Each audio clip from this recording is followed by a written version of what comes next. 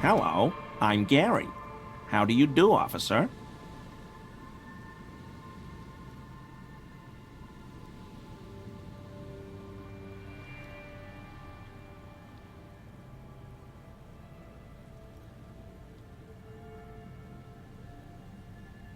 Yellow man. I mean, officer.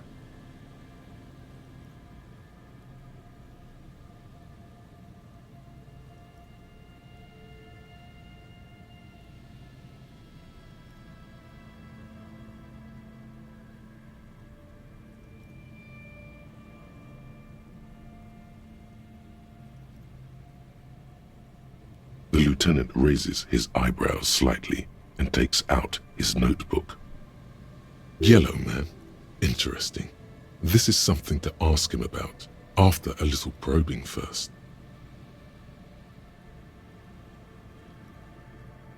I'm just waiting for my friend Morel to finish up with his insect traps so we can return to civilization.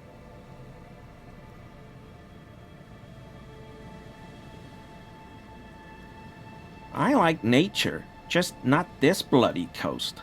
It's mostly drunks and degenerates that come here.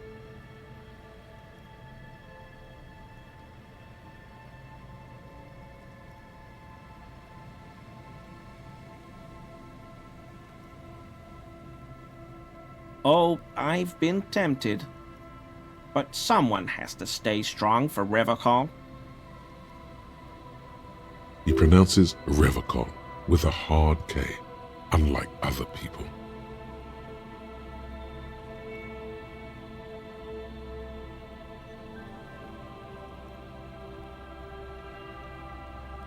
Oh, so that's what the RCM in Martinez is about.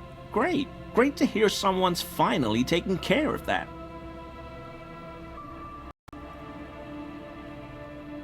So you do know something about it? No. Nothing. He was some kind of mercenary. But everyone here knows that. I'm just glad to hear you're looking into it. That's all. He's not feeling very comfy in his clothes, is he? Strange. My mug? Why would you think that? His eyes widen at the sight of the mug. He's seen it before, all right.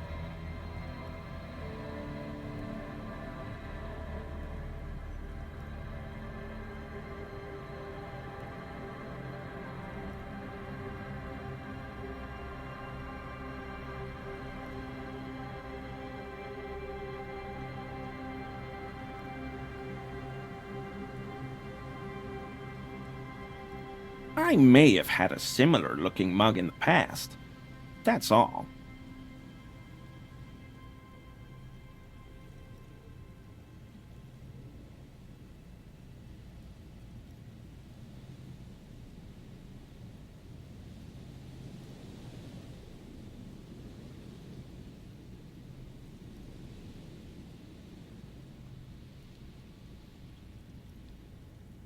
Okay, I admit it.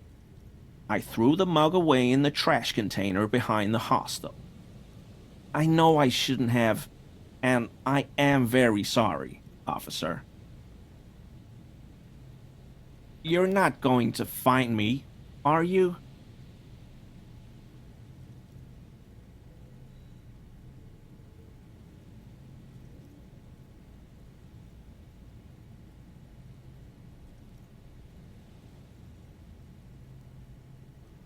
Whew. Thank you. You won't regret this. I won't use another man's property to dump my garbage ever again. I don't know what got into me, really. Work has been stressful. What did you do, Gary?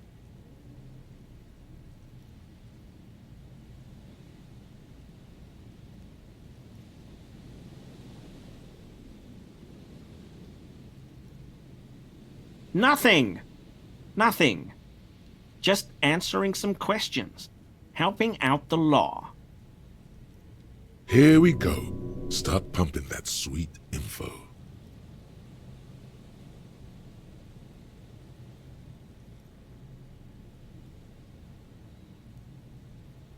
I know a guy who works with the trash collection services, CS Municipal.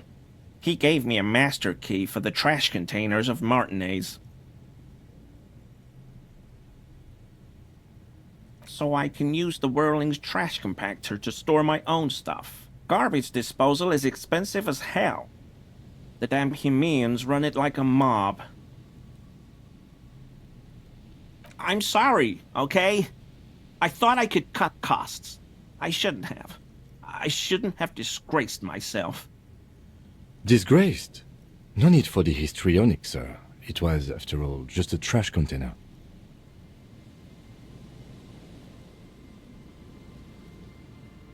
He studies his reaction. Gary doesn't answer. Officer, please. Let me explain. It's not like that. I was only cleaning up. I live right across the yard from where he was hanged, and I saw him stripped naked. All the clothes lying around in the yard, smelling. People are animals, you know? Then I came out to clean up the rags because no one else would. I put them into the Whirling's trash, along with a broken mug, admittedly. Okay, I was coming to throw the mug away, and, well, I threw the mug there and the clothes too.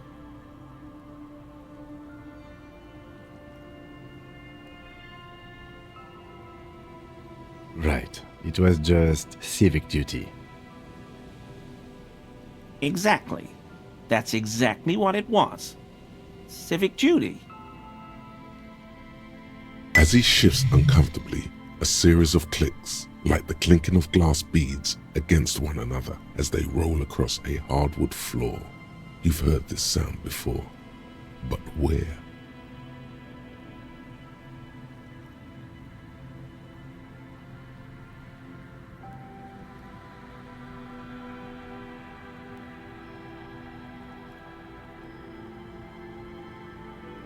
Armor? No. I mean, yes. Of course. I know he was wearing armor, but I don't know anything about it. There's something going on here. You should observe him more closely after this topic is concluded. What sound?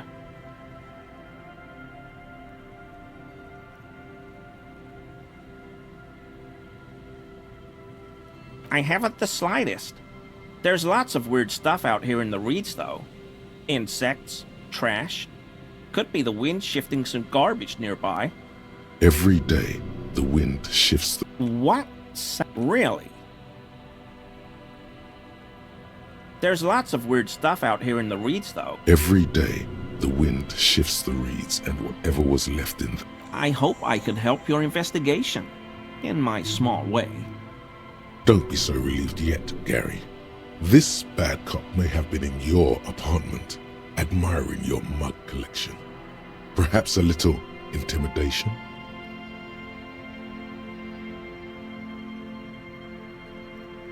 No. I help Morel with research sometimes, and I've learned some things along the way, but I don't usually go in for picnics like this on my own. There probably is a follow-up to this, but you can't think of any. Doesn't matter.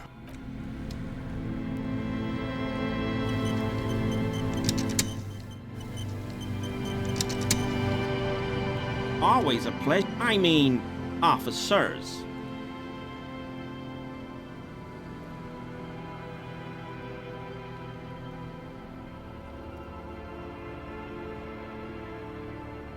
Sure do, officer. His eyes narrow slightly. He's wondering where this is going.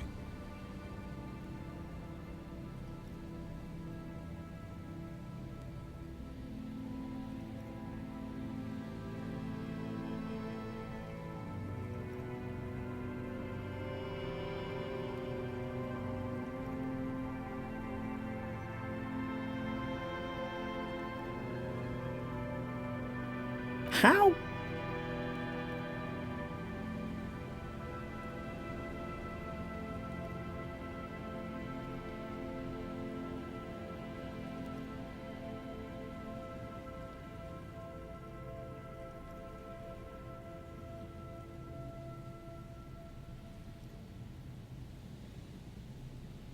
But why were you in my apartment, officer?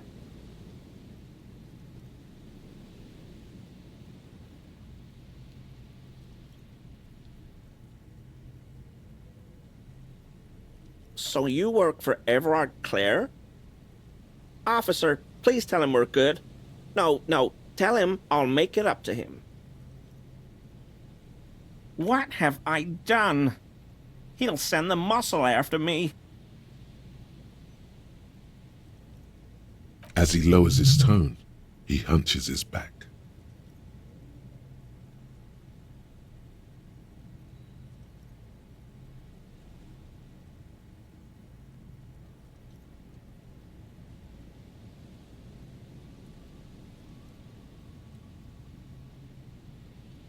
Of course. I won't do it again. If there's anything I can do to assist you, or the Union, just ask, okay? This scared him proper. He's positively melting from fear. Has to prop himself up with a lot of anger to keep it together. The weather vane has turned. He cannot be unturned.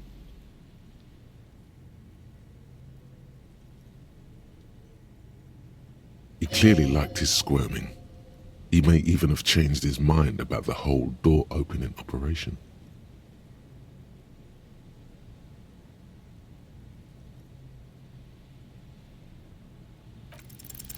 That shirt looks very uncomfortable on him.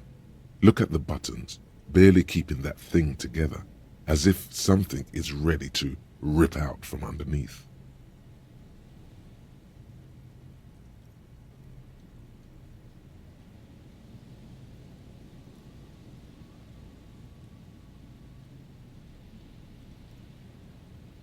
Yes, like a piece of ceramic armor, for example. One that makes a clicking sound when the plates meet each other, resembling pearls or marbles, stolen from the corpse in a yard near where he lives. I knew you'd figure it out, officer. I'm sorry I didn't tell you at once. I was ashamed of what I did. And I didn't want you to know. Gary, what's going on? Later, Morale. I've got apologizing to do. No, you've got explaining to do.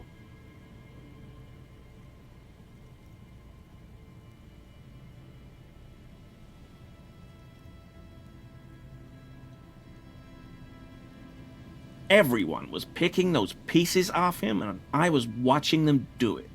And they'd scattered his clothes all over the yard. Everything was smelling. So I went there to take out the trash and started cleaning up. All those rags on the ground, him swinging up there, and I had a lapse of honor, sir. I thought, he's a foreigner. They all say he wasn't from here. Only the cuirass was left, so I stripped it off him. It was early in the morning. No one saw me. I took it with me. It was a mistake. Had I known it'd give you guys trouble, I wouldn't have... Fuck. It's okay. It was a loose end, and you are tying it up now.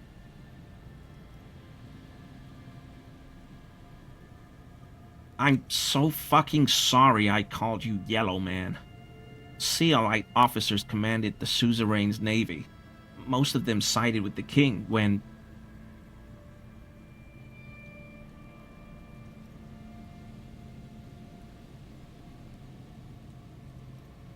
I always thought it was the Union, but I sure as hell won't go around saying that anymore. You have my word. I don't know, and I won't be running my mouth on this subject anymore. He sighs again, hangs his head, and unbuttons his shirt fully. A cuirass that matches the dead man's boots comes into view. Soon it is in your hands, smelling of his sweat. But so light to hold, like a bag of cotton. This is it. This will protect your mortal shell. Don it and live.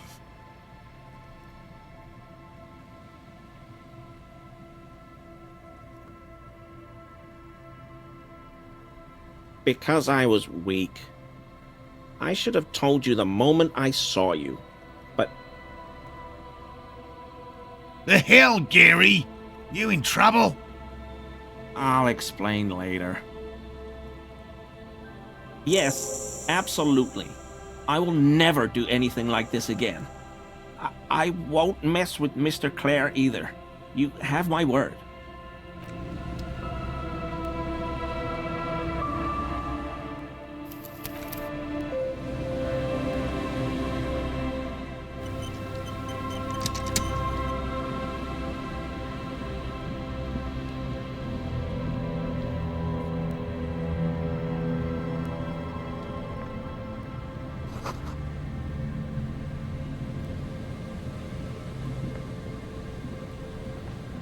Here we go. Nice and easy. No way out, little guys. Not out of this gem. There's a cylinder on the ground in which the man is arranging some netting. It looks like some kind of trap. He notices you. Who's there? Oh, the police. Hello, officers. His self-conscious enthusiasm renders his movements ungainly. He looks like your understanding of a scientist. To what do I owe the pleasure?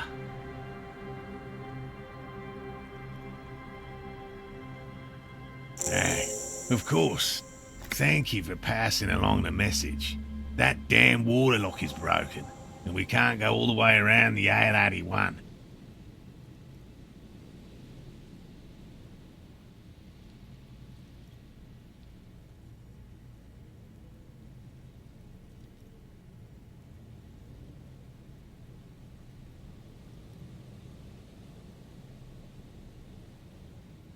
You broke the water lock with a motor carriage? But there was a billboard in the canal. Not a vehicle. It said Samaran Butter.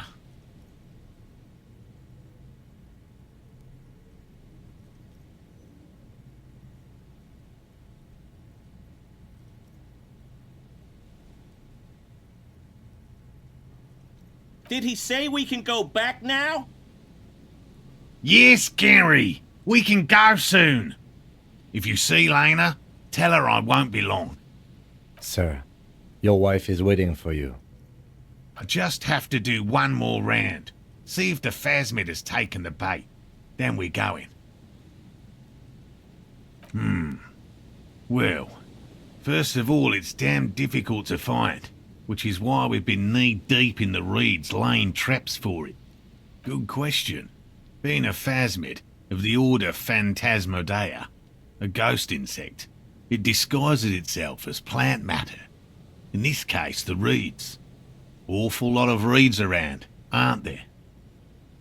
And I suspect it may have also developed other specialised techniques to protect itself from predators, or scientists, in our present case. It's my hypothesis that it has evolved certain electrochemical defences that allow it to interfere with animal perception, impeding pattern recognition, confusing the visual cortex. But I cannot describe how these defences work, much less how they evolved, without studying a live specimen. I'm expecting it to be quite giant. One known species of phasmid, called the Megaphasmodea zoensis, is about the size of a grown man's forearm. So,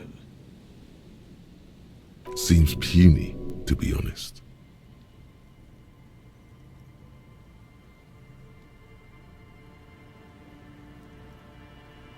typical rookie assumption. Insects are much more sophisticated creatures than those unversed in zoology give them credit for. Even simply catching a glimpse of the Insulindian phasmid would be the apex of my, of any, cryptozoologist's career. But to study it and its defences, find out how it stayed hidden so long. would be glory itself. Very little, I'm sorry to say. No one's ever captured a specimen, so all our information is based on first and third-hand accounts. Not yet. That's what makes it a cryptid. Just out of curiosity, if there's no proof of its existence, how do you know it's real? I know it's real. By which I mean, I've heard enough first-hand accounts to believe quite firmly that the Insulindian phasmid is more than mere superstition. There was a credible sighting here recently. A pair of teenagers described a creature that matched the Insulindian phasmid to an uncanny degree, despite not knowing what it was themselves. It's the first credible sighting in several decades. Admittedly, it's an unusual location for this species, but with all the sewage runoff upstream, it probably doesn't matter much anymore.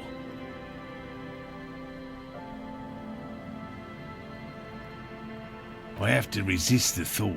Such an extraordinary creature is doubtlessly highly resilient. After all, it's generally thought to be capable of parthenogenesis.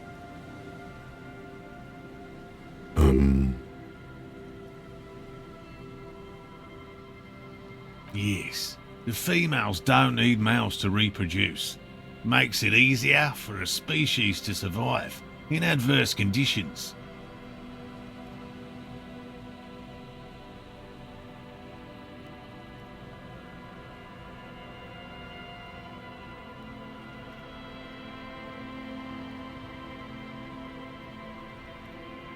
Yes, the Insulindian phasmid is a very clever insect.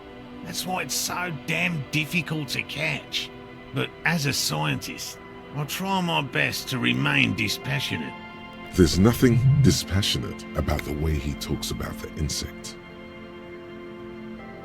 Well, they may not look impressive, but Lena designed them quite cleverly, so I'm sure they'll do the trick.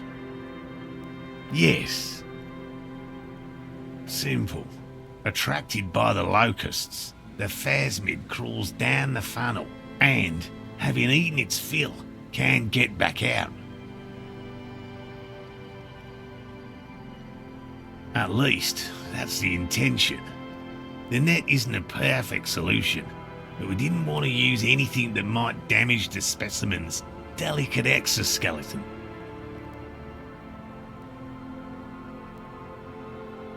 Locusts. Nearly all known phasmids are herbivores, of course, but we've hypothesized that the Insulindian phasmid might occasionally prey on other insects. Inside the traps, a number of locusts crawl and tumble over one another in a tiny, chittering swarm. A meat-eating stick insect? Does it pretend to be the reeds as part of its ambush behavior? This seems unlikely.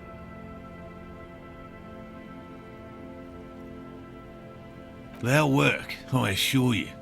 The predatory hypothesis, using locusts as bait, accounts for the failure of previous efforts by other teams, which use plants. We have given this some thought. The traps do seem to be deftly and thoughtfully constructed. It's clear the cryptozoologist's wife knows what she's doing. Thank you for your opinion. We have also included plant... Yes. What? And I'm eager to return to her, I assure you. But I can't leave before we've finished with these traps. My wife understands that just as well as anyone.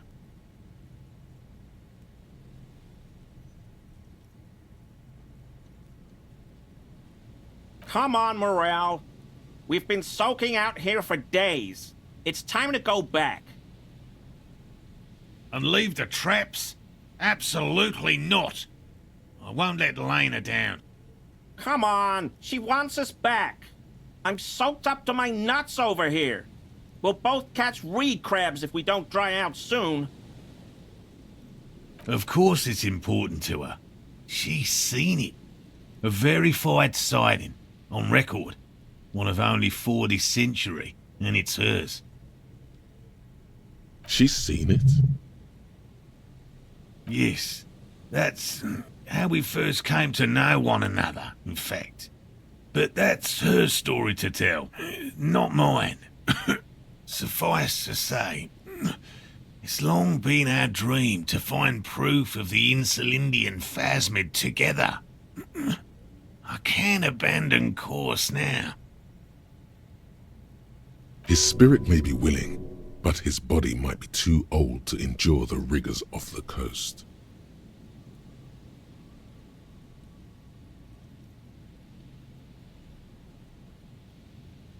No.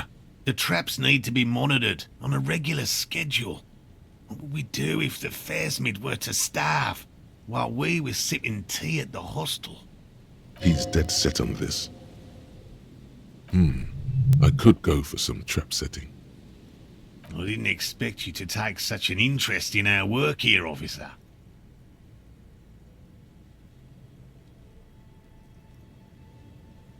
Yes, indeed. Both require a great deal of research, attention to detail, and, above all, persistence. There are 4 in total. One is to the south, on this little peninsula, by the boathouses there. It's very near. Another we set in Land's End, to the northeast. It's behind. The third is set. You should check at least one of those before returning to this one, since I just said it. This one's more of a technicality, but still. That seems like a lot. Do we really have time for this extracurricular venture?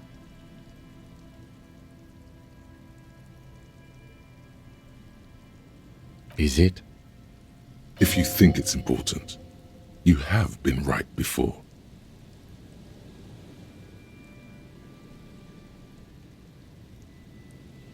Bring it to me at once. Just make sure that's highly unlikely. It's made of musk and research chemicals. The pheromone should attract the insect to you, or at least prevent it from bolting at the sight of you. It's quite your choice. As I said, the chances of you... But you feel you should have it on you. Don't mess around. Take the pheromone. It'll make you sexier. Right. Which means you two can pack up and go back to the whirling. Finally, Thank you for your help.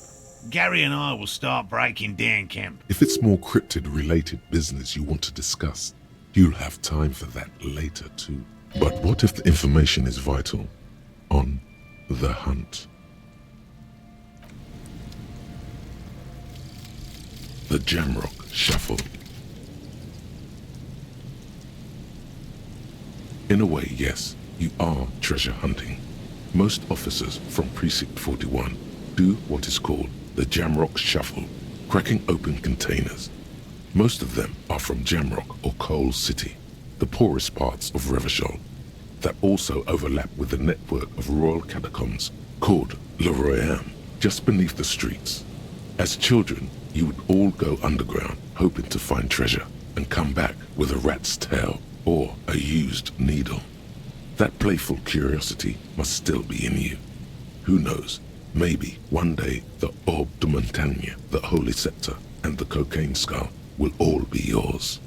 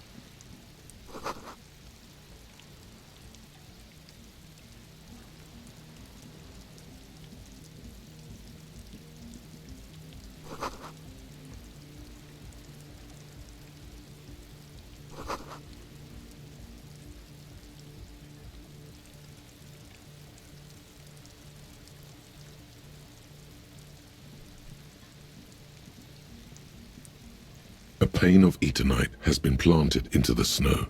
2 poles are holding it up. Barely holding it up. It could fall over. The pane falls into the icy snow with a soft thunk. We should ask that girl on the ice what's going on here.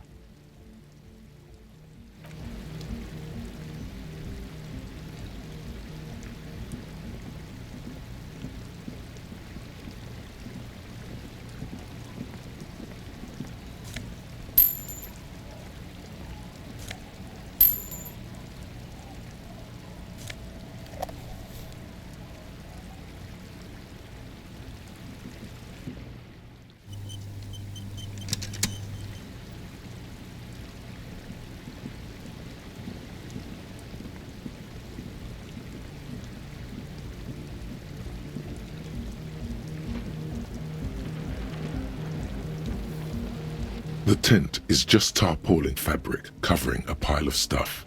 The flap is open. Inside, 3 young men are listening to some new form of music. It's like nothing you've ever heard. One of them looks at you. Come on, get in and close the flap behind you. The warm stuff's getting out. Sorry, we barely have room for one. You go ahead. I'm too old for this. I'm actually not, he thinks. I just dislike delinquents. I'm sure you will feel right at home. I'll keep watch.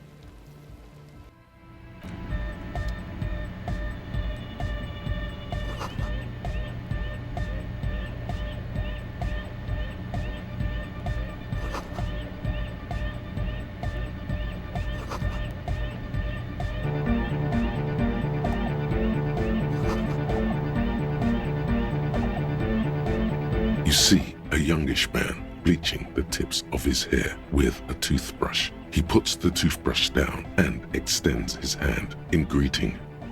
Hello, I'm Andre. It's a pleasure to meet you. His grip is strong, sweaty, and warm. He's trying to project and inspire confidence. This is my posse, Noid. The young man with earrings looks at you suspiciously. And Egghead. Egg! Together with a Settle Burger, who's out there right now, doing some seriously progressive sonic experimentation, we like to think of ourselves as music venue organisers.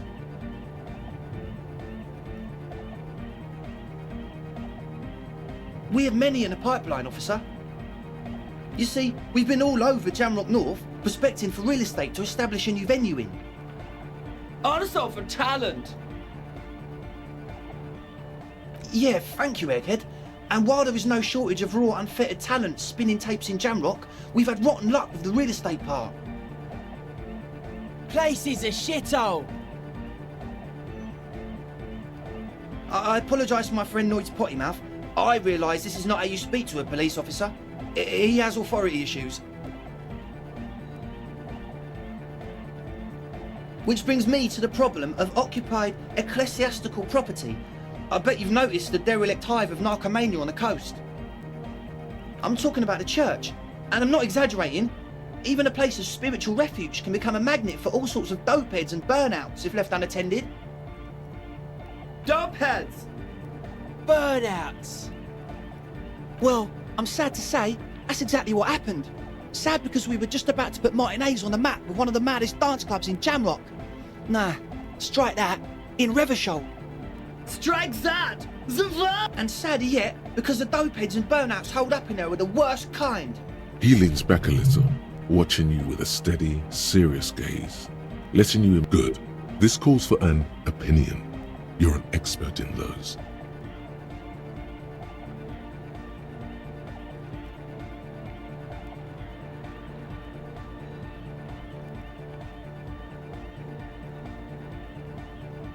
The spooky kind.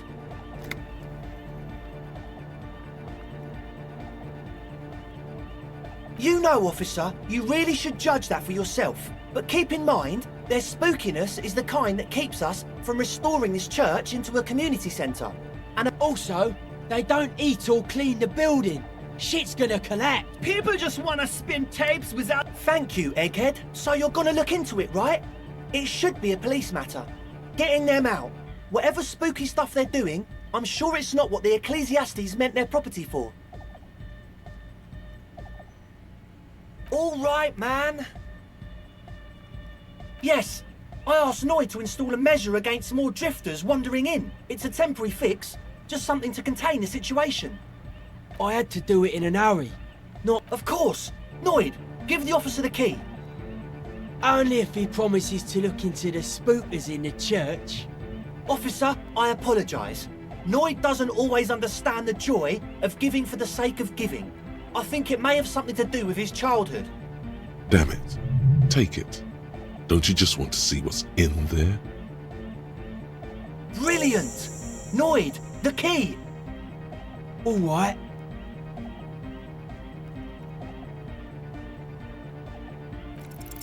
You sense the trajectory of the little ka-ching.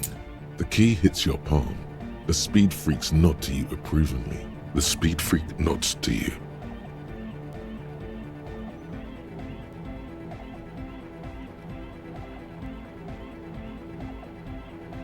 A respectful nod. You proved something here.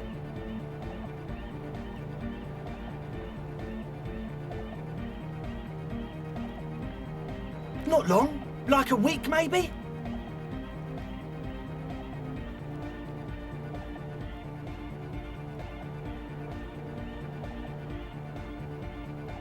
I'm super sure they're alive. I mean, come on. I'm at least 90%, maybe 85% sure they're still alive.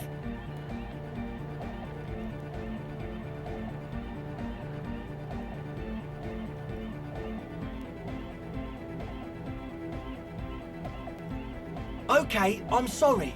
I'm sorry too. I guess it wasn't very hardcore. Me too. I shouldn't have that kind of power over an... Sure, man. Tell us what you want to know. Let's do it. Truth is, I don't really know. None of us do. I don't even know how many there are. All we've seen are glimpses. Yes, there's also the machinery. When I first scouted the place, back in February, it was abandoned, empty. Took some time getting the crew together. So about 2 weeks ago, we came here hoping to set the stuff up. Suddenly, there are all these strange machines lying around in there. One of them has wires running into bowls of water. Wires into water. Never seen anything like it. Andre, tell him about the feeling. Oh, and it felt like there was something in there with us, watching us from the dark. No, the other one.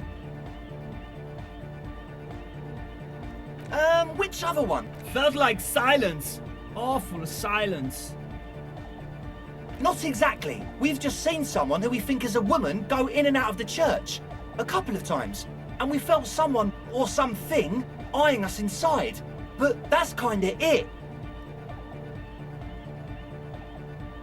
Like you aren't alone, you know?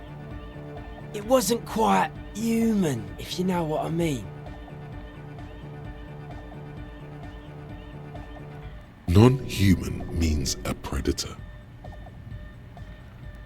It was this dark shape climbing upside down along the ceiling, like some kind of crab man. Yeah, you know, the way it was climbing up and around the ceiling, like a crab.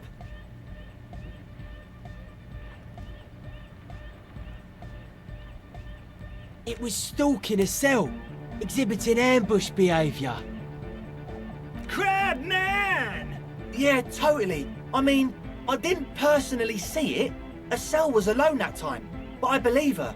If she comes out running and says there's a crab in there, there's a crab in there. So he hasn't even been in there lately. Is he afraid? You should ask her about it, but be nice. Don't tell her you don't believe in the crab. There probably is no crab man. Don't let them draw you in with this nonsense. You should talk to Noid about that. I just got a distinct burnout and dopehead sign from them. Probably jacked up to some snuff station too. Probably, very likely. With a small surge of PEA, alertness fills you. Good idea. Well, honestly, I can't. But I am.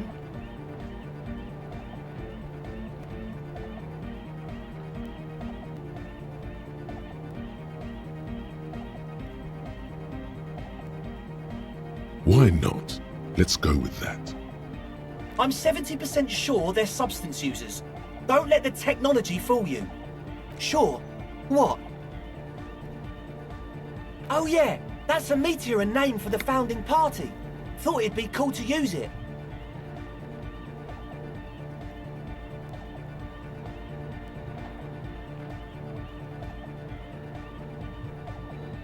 Come to think of it, I've never really looked them up, you know? I can't give you a precise definition, but yes. As always,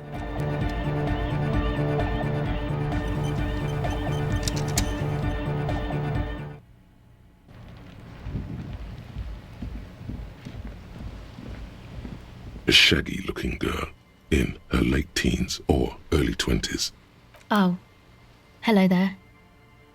She must be Estelle, the last of the speed freaks, posse. Everyone knows drugs make you invulnerable.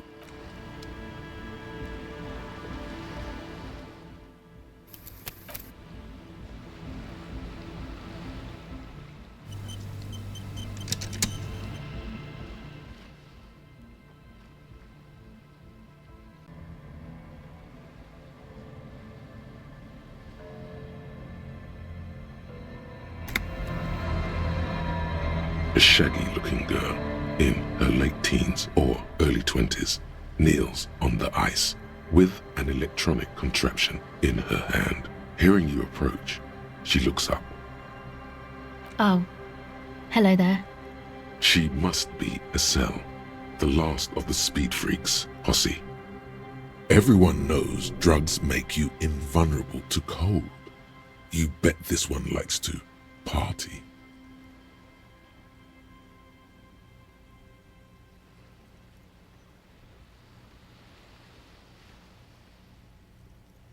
Huh?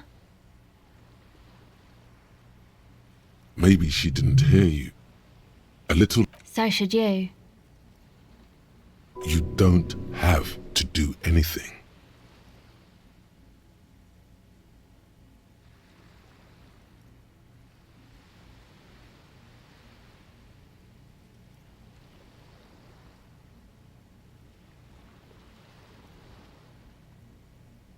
Oh, I didn't notice that.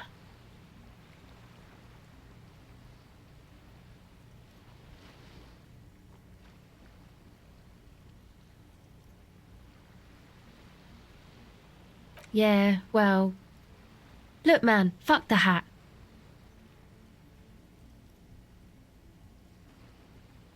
Your pulse rises.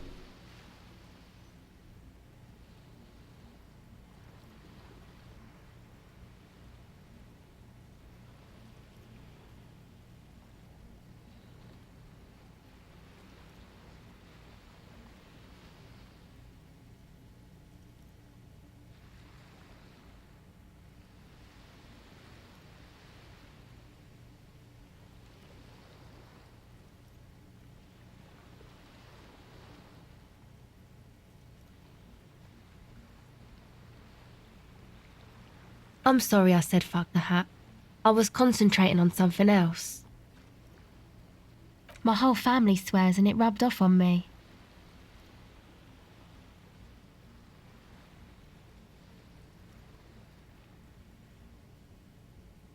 Oh, that. You're not going to believe me. There's no point in me telling you. Okay. I went in and I saw a woman next to one of those machines there. Noid calls it a mainframe. She was dressed like someone who's been raised by their grandmother, you know, strange old clothes. Had this absent expression, didn't say anything, just stood still. And then, you know, right behind her, a man crawled down the wall. Upside down like a crab, down the church wall. I think the woman didn't even know he was there. He was completely silent. He stopped right before he got to the floor, then just hung there like that, looking at me. Right at me. I fucking turned around and walked out. End of story. Like a crab, you say? It was too dark. I couldn't tell exactly. Come on, she obviously could. She already went into detail.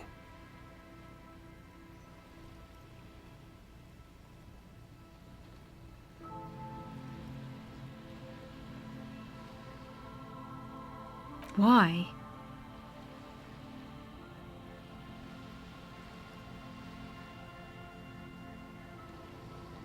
Okay then. They certainly do around me.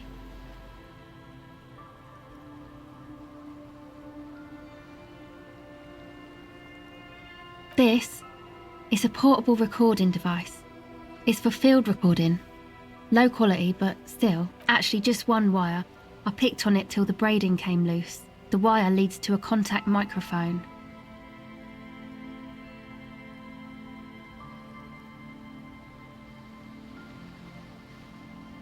Okay.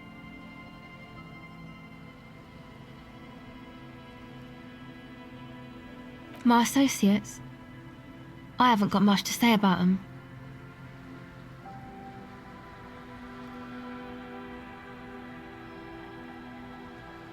Of course I do.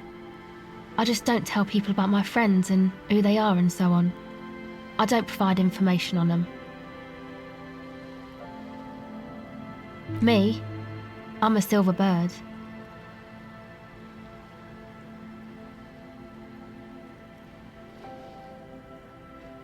Don't know what makes you think it'll be any different later, but...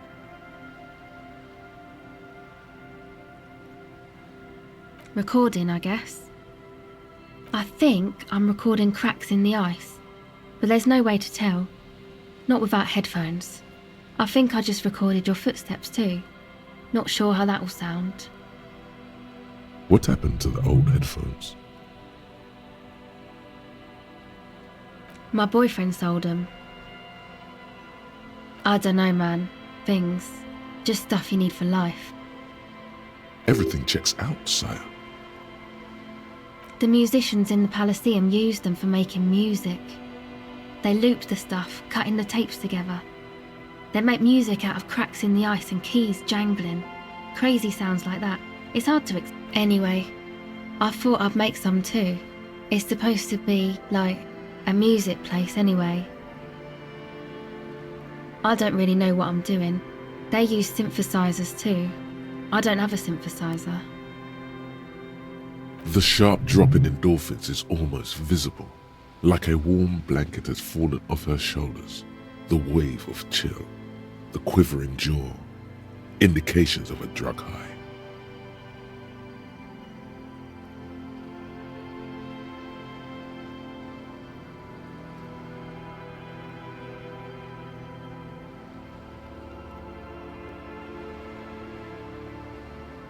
She is on some kind of stimulant. Amphetamine. Take this, you're called.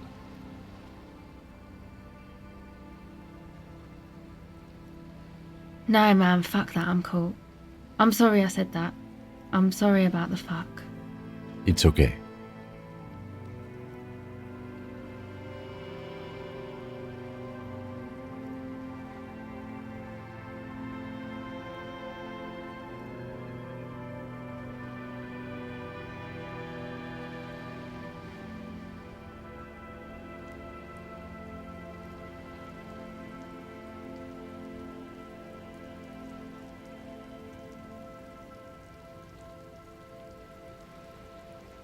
Yeah, the boys think it could be a place, like the Palaceum or something.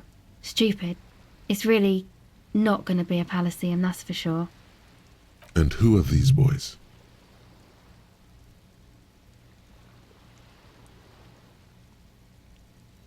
Yeah, Andre and the guys, inside the tent. And why is that?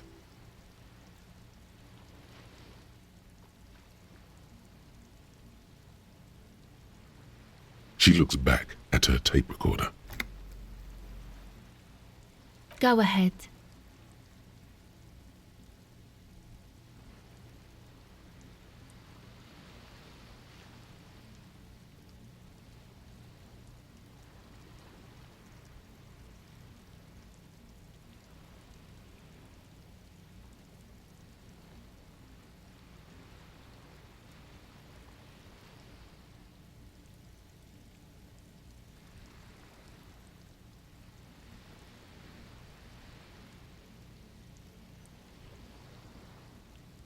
Okay, bye.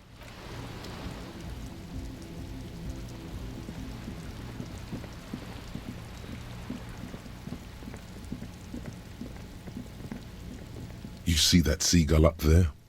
Remind you of anybody?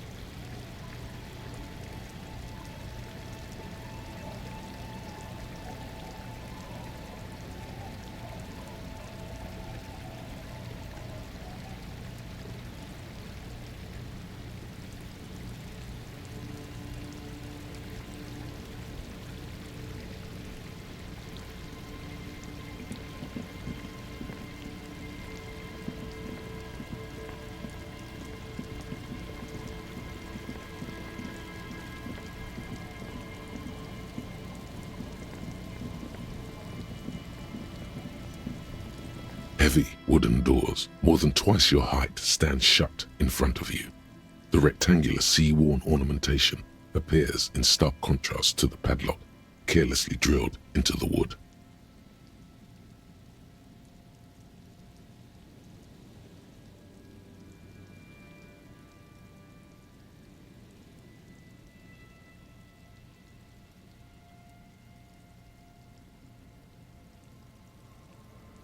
The lock turns easily.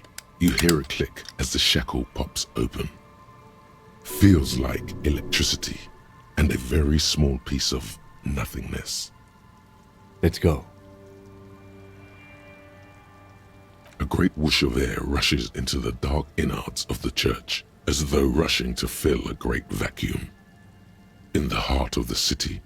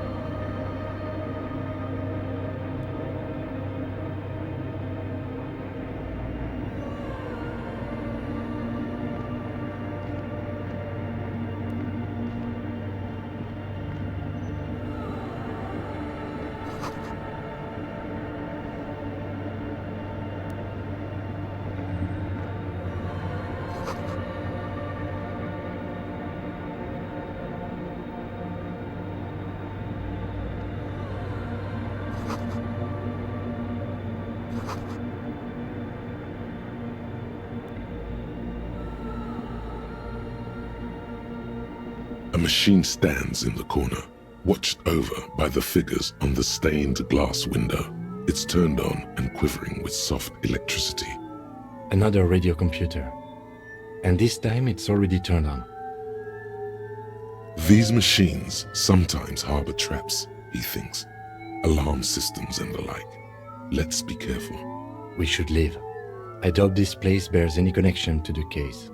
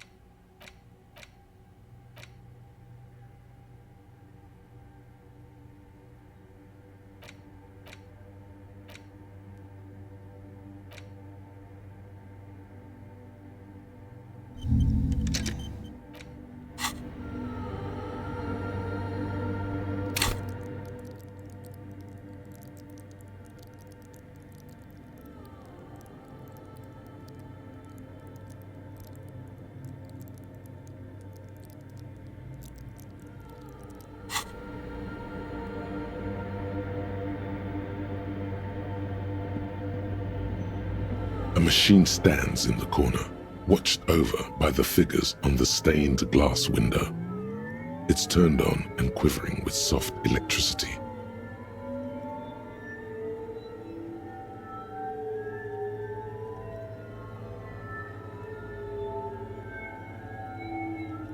The lieutenant doesn't say anything, but you can sense that he doesn't like you meddling with the machine.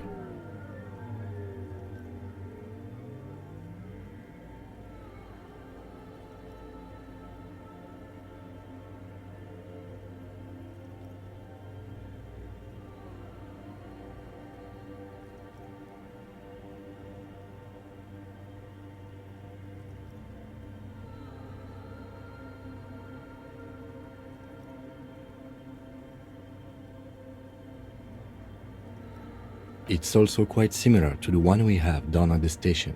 Must be the same model. The one you saw earlier was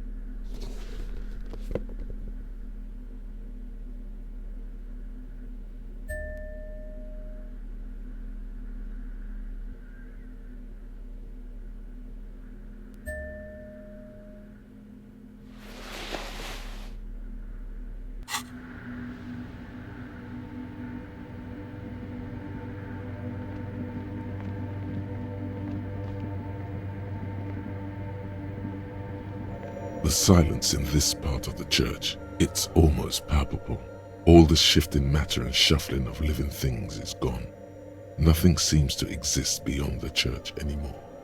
Maybe if you were to stand in just the right spot, even your footsteps would be completely silent. And then it's gone, almost all of it, but for the faintest of hums. You can hardly hear your own breathing. You produce a few muffled thumps, after which the silence feels even more total. Your voice is barely audible. Not a howl. It's unnerving. The lieutenant points to his ears and shakes his head. Then he leans closer. Can you hear anything?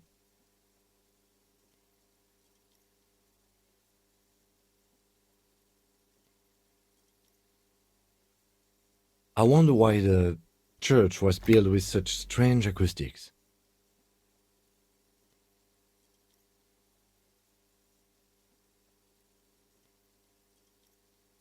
The lieutenant doesn't reply, but you can sense him tense up next to you. The orderly rows of ceiling panels become barely visible, then disappear completely in the darkness of the tower overhead.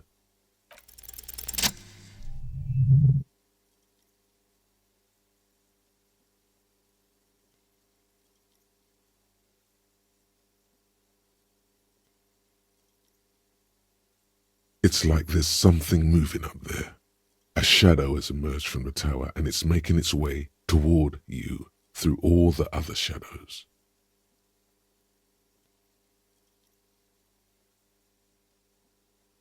It's not a shadow anymore, becoming more substantial as it gets closer. The shape of an animal descends. Officer, is there something up there? Oh no, you've lost sight of it. Where did it go? Prepare for an attack. Yes, the darkness makes the ceiling feel infinitely far away. It's climbing down, holding on the beams.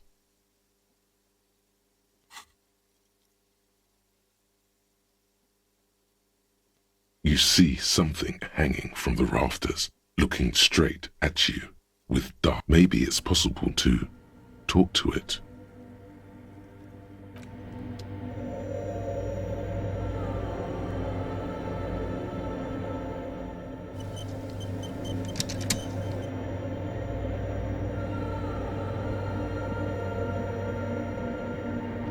Is that a man?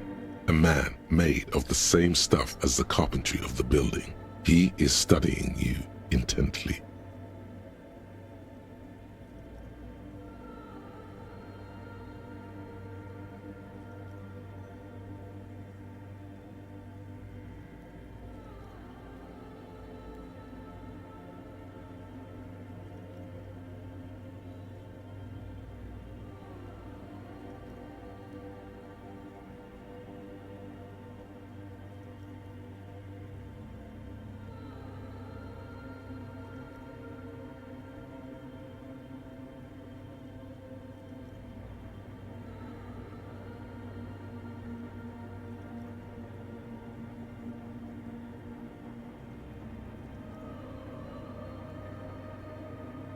The Crab Man.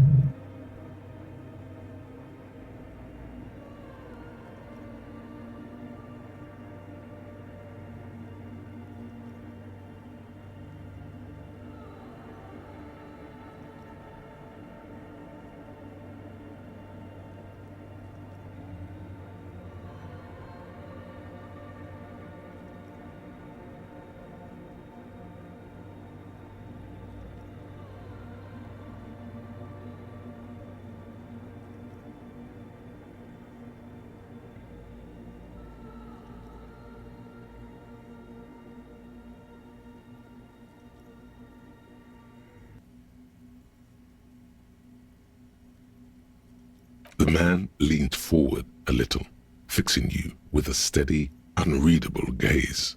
Then habitual alcohol use has made you into a scared little pussy, Holmes. But don't worry. Everything's gonna be alright. You come to the right place.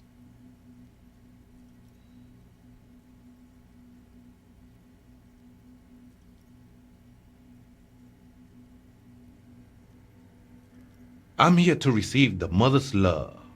You can too, Holmes.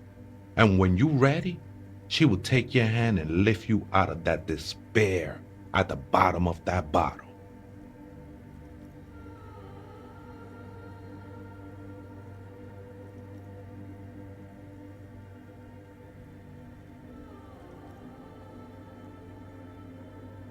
This man is obviously a habitual narcotics user. Do we really need to question him? I'm put off by this religious stuff, he thinks. And maybe the ceiling climbing, too. It's all very hard to square with the lieutenant's own view of reality. Hey, and what was that about the bottle again? You haven't even drank that much lately. Lay off it already. Shish.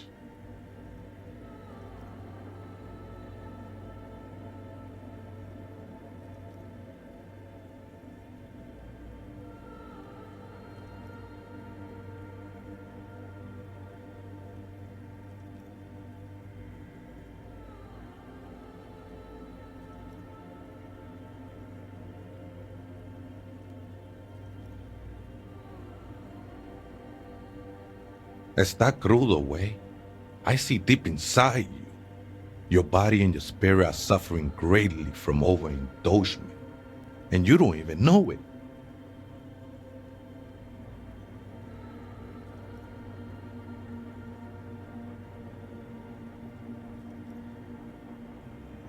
I know it's hard to admit that you have a problem. I was like you once. Couldn't take an honest look at the damage Albino was doing to my mind and my spirit. You know, actually, since we're here, you may want to pay attention to what the ceiling climber is saying. Look at these crazies. What is this shit?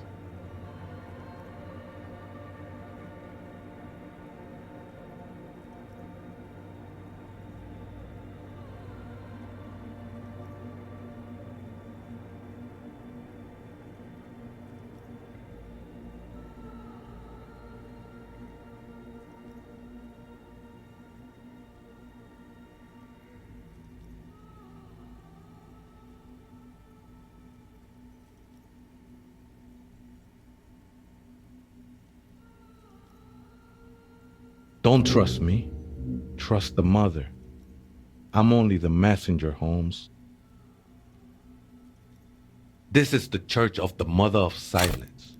You are welcome here.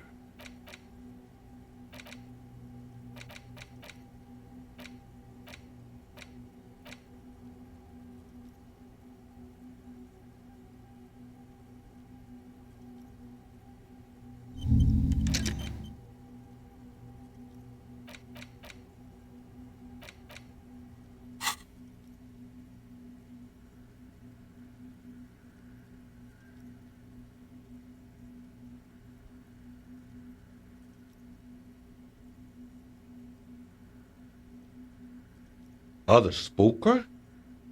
Oh, esa viejita es muy estudiosa. Don't know, Holmes.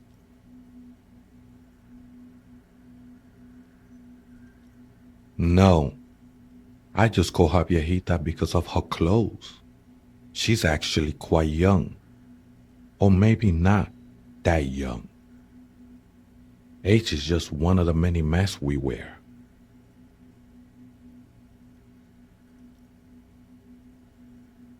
That's what I said, Holmes. Don't really follow her comings and goings. Just see her typing on her computer now and then. We got different interests.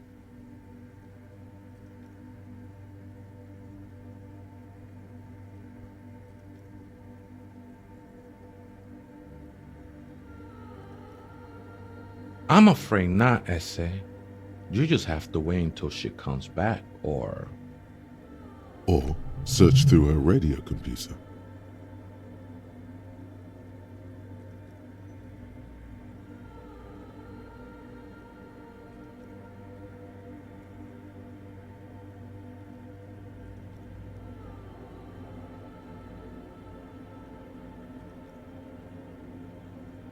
never known myself to be a crab, but if that's the name you got for me, I won't stop you from using it. I always thought of myself more like a flame, flickering along the rafters and beams. It may be that I gotta work on my technique.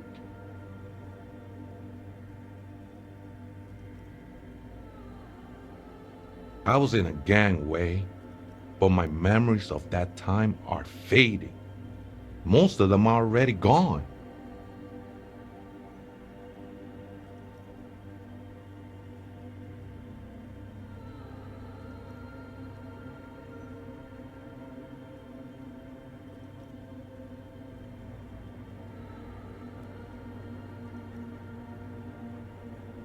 No, man, you gotta let that shit go.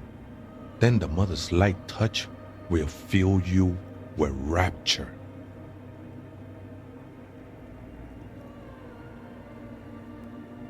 Do you remember your name, sir?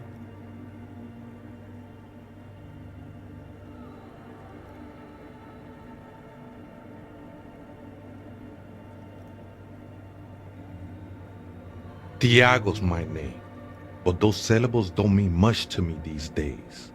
A name isn't just your identity, but also, so to speak,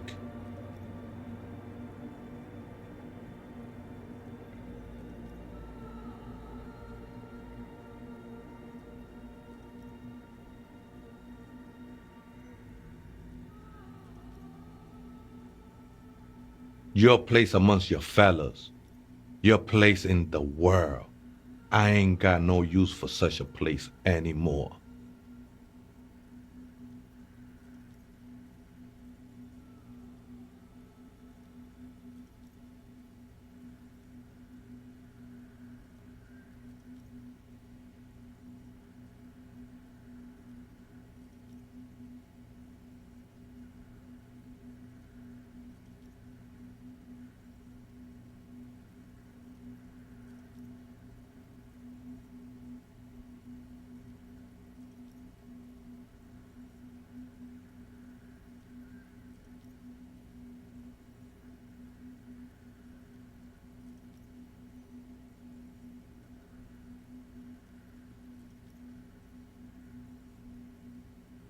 That's just the thing, Holmes. None of that matters. This is a special place. There's a perforation in the world up there, a way out into nothingness. This church was built around it for purposes of veneration.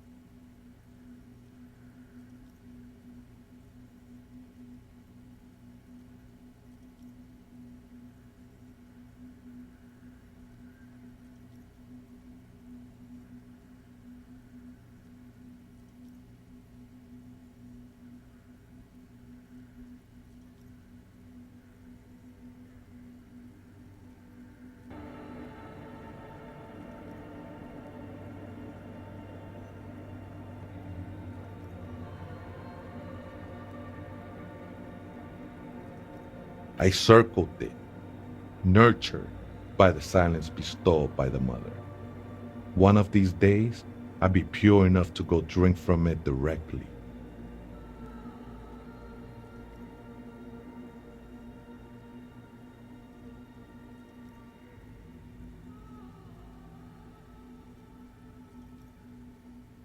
Oh, that's no simple question, Essa.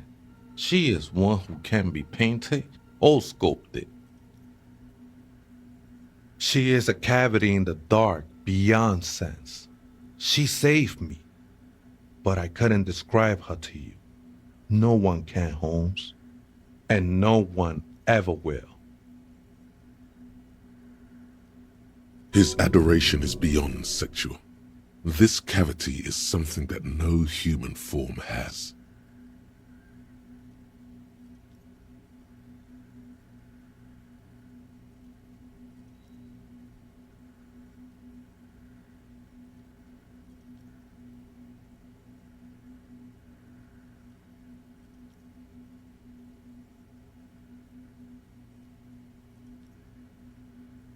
I will be incinerated, but not destroyed. Finally, I won with the state of the world before reality began.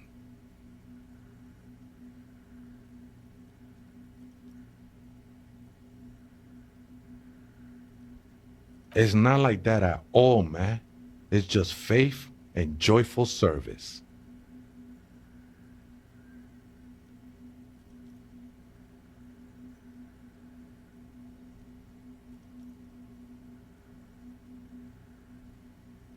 No worries, man. I know this shit takes time.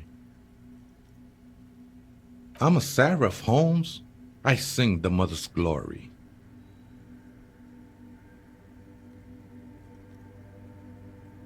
I ain't from no Marietti, if that's what you're thinking. And the song I sing is silent as the mother. He lost his cool there for a moment. Seems you hit some nerve. Hard to say. I think I did some construction work here, back when I still had material worries. Up there, I realized what the true purpose of the church was. Been spending a lot of time here ever since. The past is nothing to me now, eh? It didn't belong to me.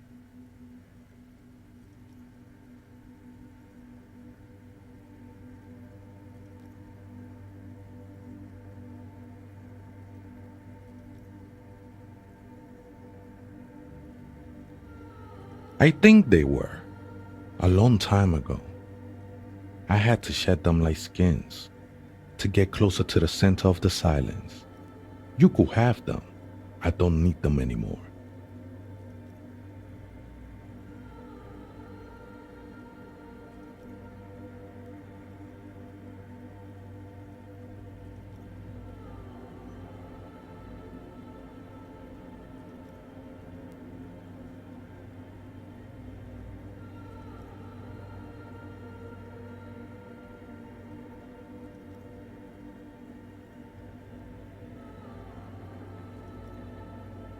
They look pretty dapper, actually. The sinewy figure lingers on the wooden beams, blending into the shadows.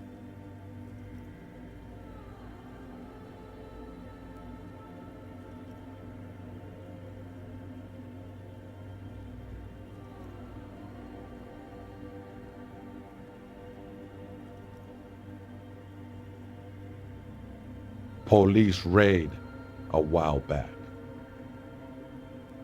Did you witness it?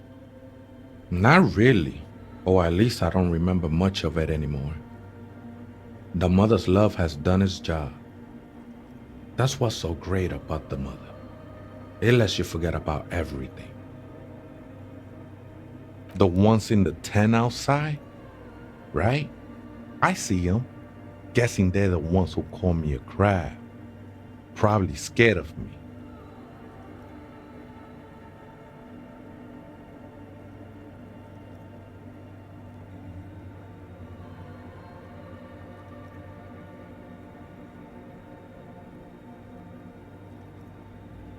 Why not?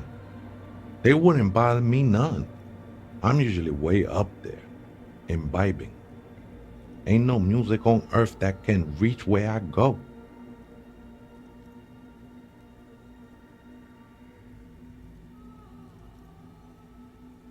Might even be nice to have some company.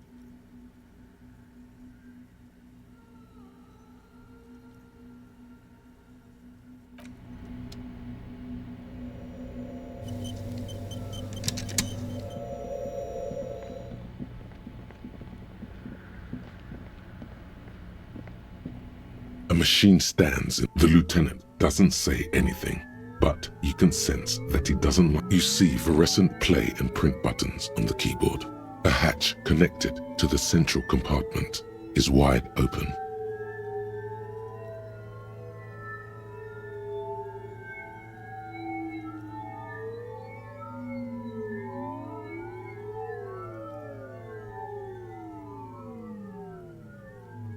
The lieutenant says nothing. You see the machine's glowing frame reflected back from his diamond-shaped glasses. You're free to proceed. Behind the hatch sits a cube-like crisscross of filaments, smoldering in the dark like fireflies. Silver tape on the side says, in black marker, log, February to March.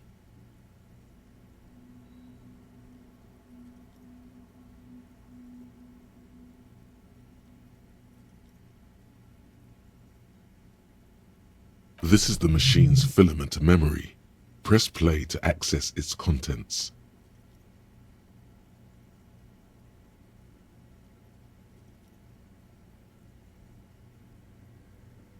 The speaker comes to life. Static seeps through the machine's planar magnetic driver. An old lady greets you. Her voice sounds 100 years old.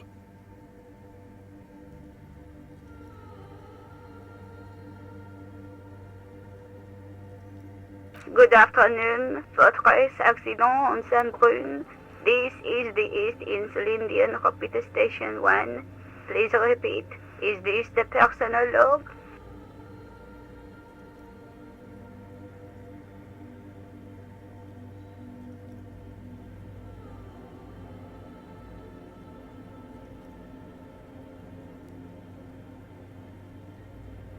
It's the same old woman you spoke with through the radio computer in the doomed commercial area.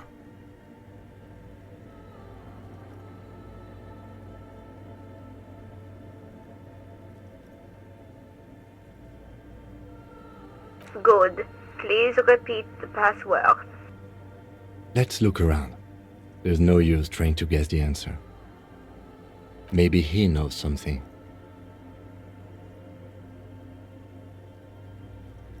Received. I will write Fortress Accident. Is there anything else I can... Goodbye. The machine's keyboard is...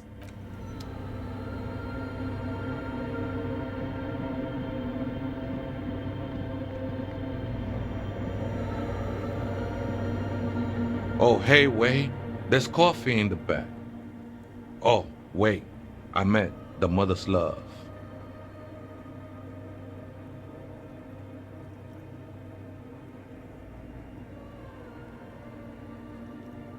Coffee in the back. Something familiar about that. Coffee and stale cookies. Too many times, essay. You need it for something.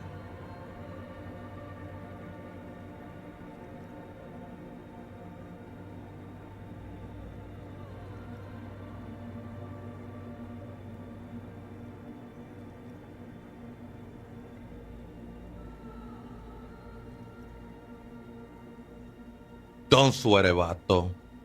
The password is afterlife death. What you think of that?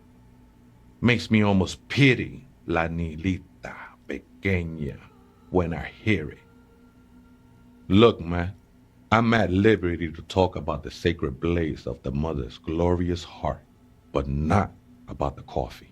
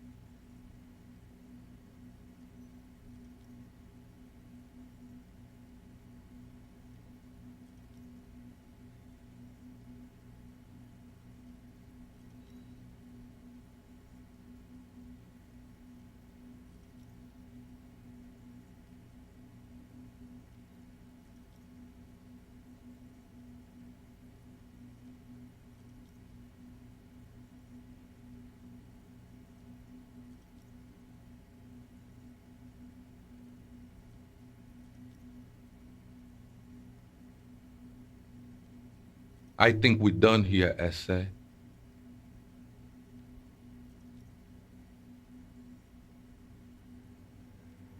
That was an interesting conversation. However, I'm still not sure how it's relevant to our investigation.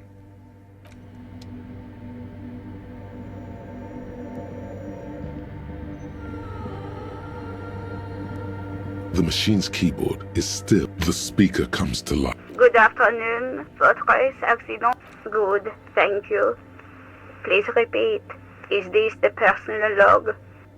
Good. Please repeat the password. Good. I have unlocked the filament. After ending the call, please press print to access the filament. Fortress accident. Is there anything? Goodbye. The machine's keyboard, the printer prints out a long text document with date. The first entry, made on the 4th of February, 51, by an unknown author, is short and concise. Arrived at the church. The door was boarded up, so I used the crowbar to get inside. Looks like the place has been deserted. Nothing out of the ordinary, but I'll ask around. Need to figure out how to get the electricity in. The lieutenant leans closer, scouring the printout over your shoulder.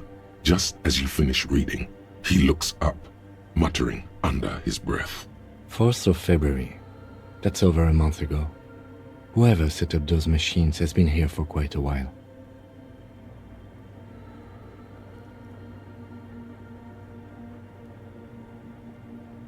"6th of February, 51. Had a little chat with the local fishermen. Said I shouldn't go near that place, that the church was spooky and ridden with narcotics. It's a little spooky, all right. Still haven't figured out the electricity."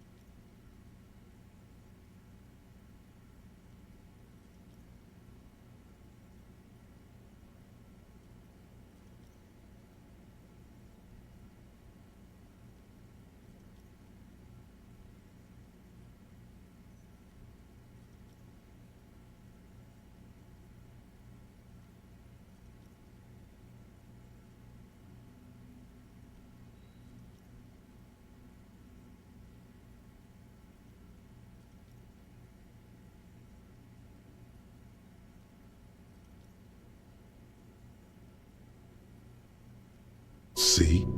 Even one of the spookers themselves says it's unnerving.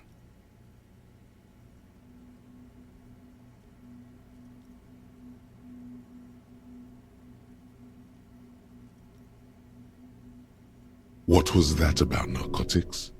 This could prove to be interesting.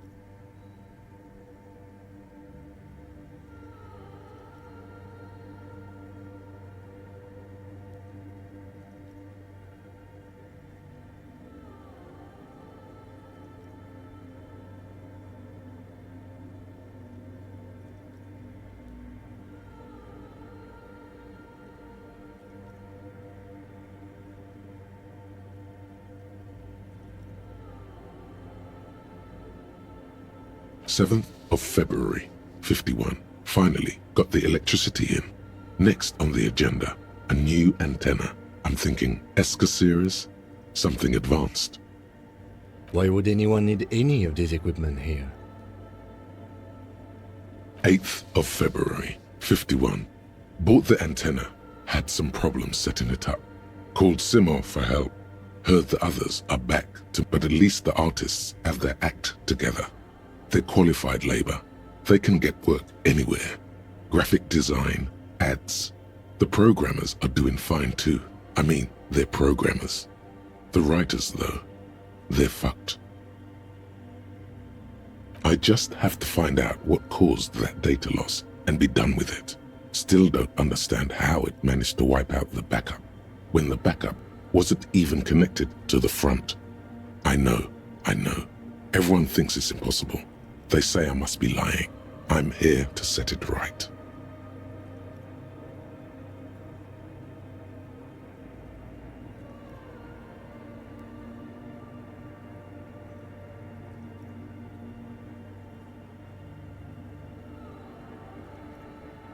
I think these people worked in the radio computer games business, the one we saw in the Doom commercial area. They must be our former co-workers. Seems like something to do with radio computers. Unfortunately, I don't know enough about them to understand what the author is saying. Something about the backup data getting destroyed, and how everyone thought it was the author's fault. Let's just keep reading. 12th of February, 51. Brought some food from the grocery store. Apparently, there's a strike going on in the harbor. Definitely not happy to see the Martinez people again. Everything's now set up in the church. Going to start working tomorrow, 8 a.m.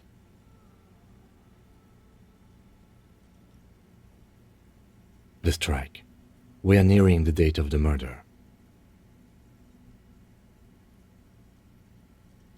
Keep reading. I'm interested now. I want to know what's that radio anomaly that sent this person here in the first place.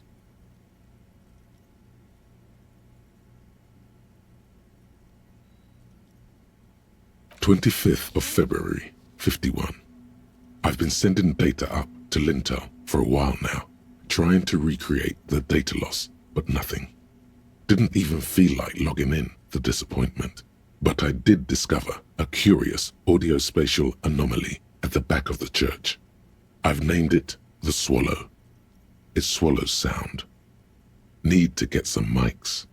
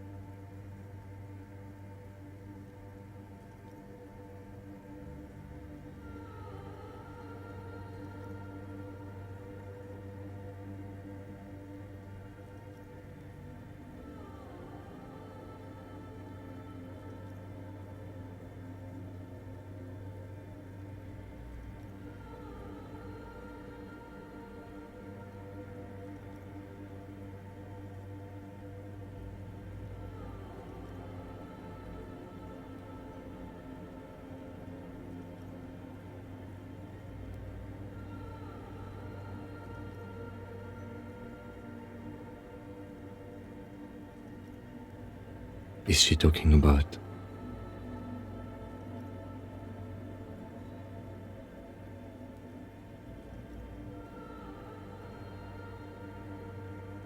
"28th of February, 51. Yes, the first recordings confirm that the Swallow is real and I'm not just losing my mind. It's a pillar of silence with a diameter of approximately 3 meters. Seems like the higher I go, the less I record. This might be a coincidence, or it could be connected to the data loss that led me here." The pillar of silence.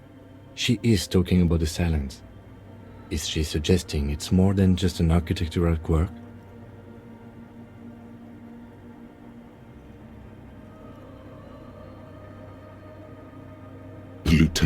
doesn't answer. He follows your gaze, studying the basins. The water March 51. Some kind of young disco men have appeared next to the church. I've been trying to record the silence to find the epicenter, but now it turns out I've also been capturing the future of dance music, one neo-disco song over and over again.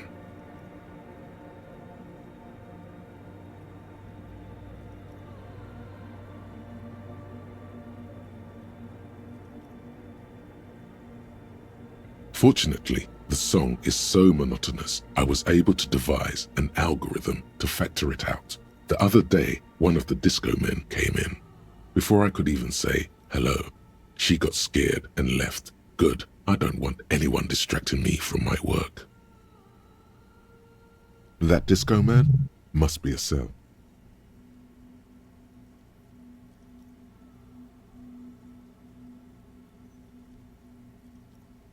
The girl on the ice?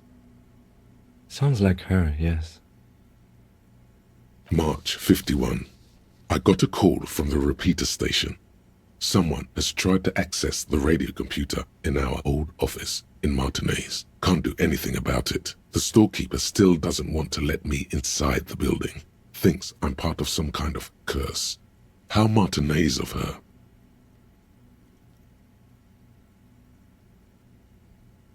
I knew it wasn't a good idea to meddle with that machine.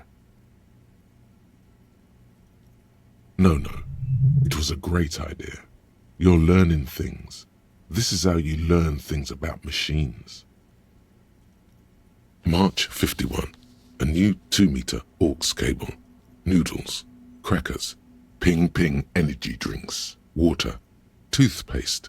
Gum. Your reading is interrupted by the sound of the church door opening. A strange woman makes straight for the radio computer.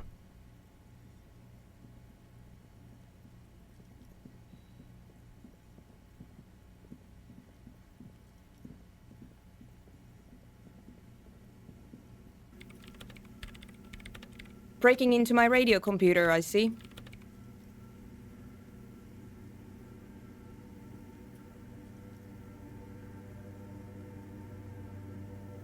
Yes, you are breaking in, but not into her radio computer. You're a master circuit bender. I do apologize for the intrusion, madame. We are with the RCM, you see.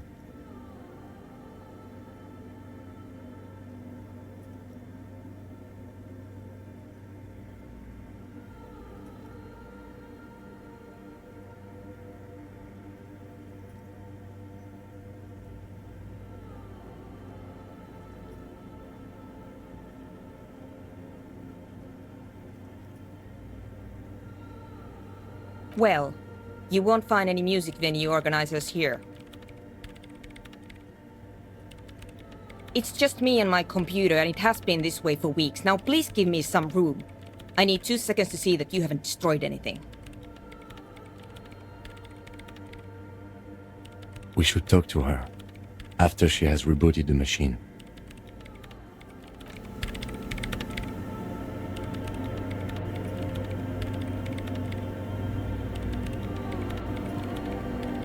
What is it?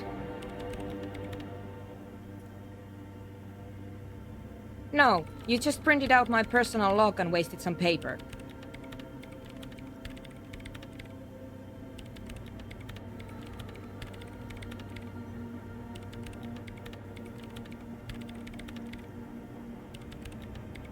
Yes. Or no. Not anymore. That project is dead. She doesn't seem surprised to be recognized. Rather sad. Something passes over her face before she straightens her back.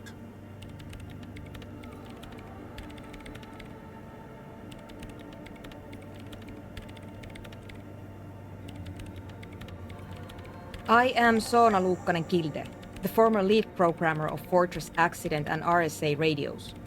I have over 16 years of programming experience, and I'm proficient in both Vox and Orbis languages. If you're not here to hire me, I don't really know how I can help you.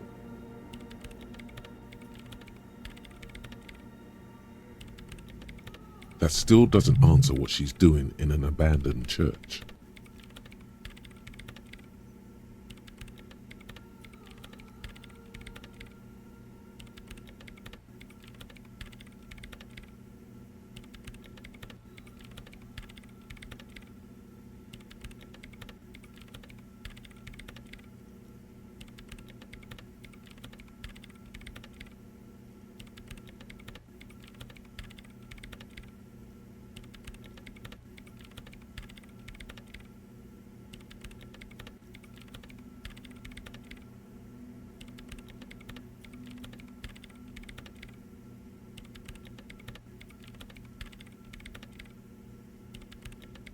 You really like those questions, don't you?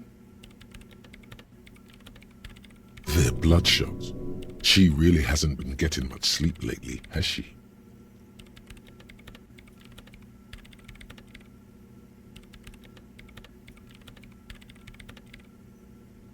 I'm conducting scientific research here. You can't throw me out. I'm looking for the location of a 2mm hole in the world. She's looking for a disruption in the radio waves. That's what her personal log said. The lieutenant raises his brows, but doesn't say anything. Yes, that's what led me here. But I suspect it might be something a bit more complicated than that.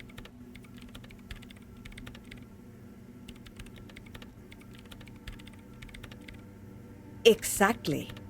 What does it mean?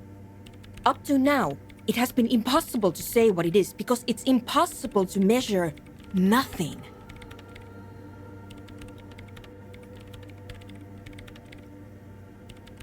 What do you think it is? What qualities does nothing have?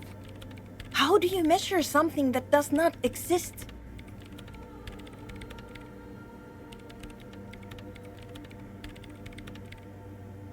That's a little above your pay grade at the moment.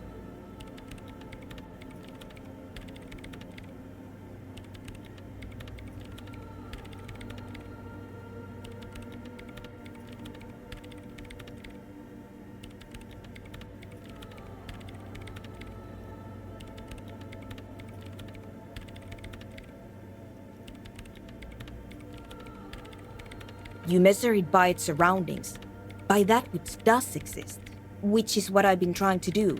I've tried using hydro transducers to record the silence, to find out where it begins. But honestly, it's not progressing very well.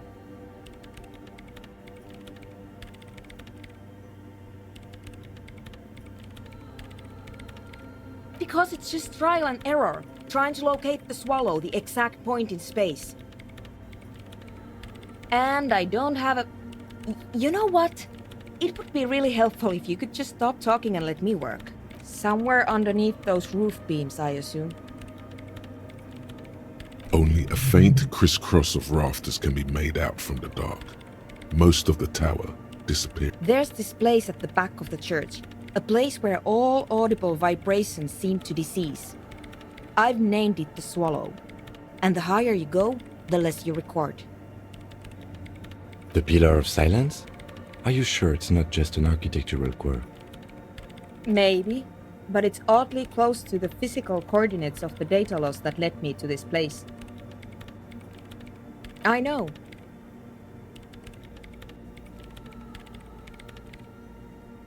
No, I don't.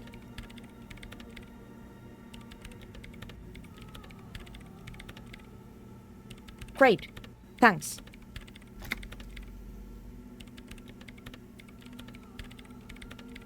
No. Yes.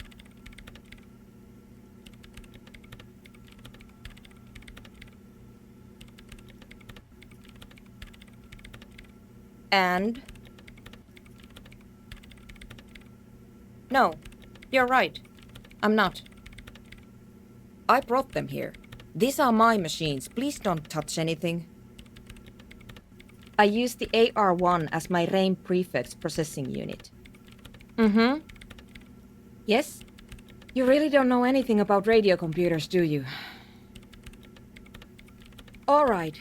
Well, all radio computers perform operations up on air. So in order to gain more processing power, you need to invest in a good antenna. I guess it is. So far I've been quite satisfied with it. Martinez is an unstable region with bad coverage and the operation has been surprisingly stable. But it's not the cheapest one on the market. So I wouldn't recommend it for your regular red tape operations. Fraser 1000 is a foolproof line for civilians. Anyway, you should do some research before you decide to buy anything. Ask around, compare the prices. There are many milieux dedicated to that sort of thing.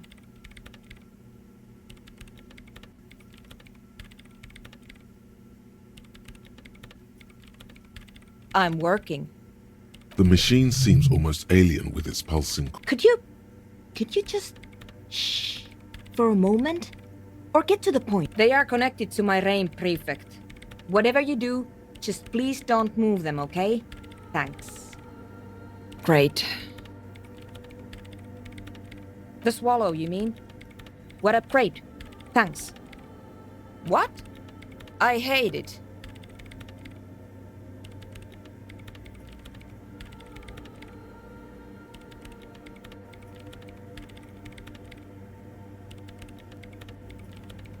Maybe I'd have to be on drugs to get it, but to a sober mind it just sounds like uninspired rug whipping.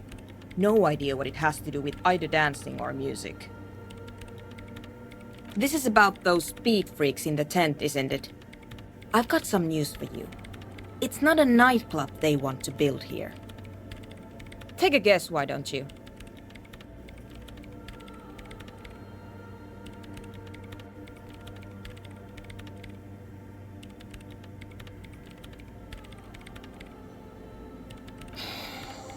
I can't believe they got you so easily.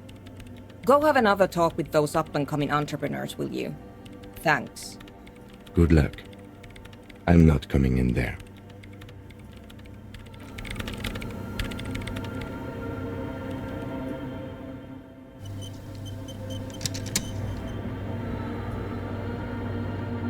In white, silver, and apricot faience, the young mother of humanism stands above you.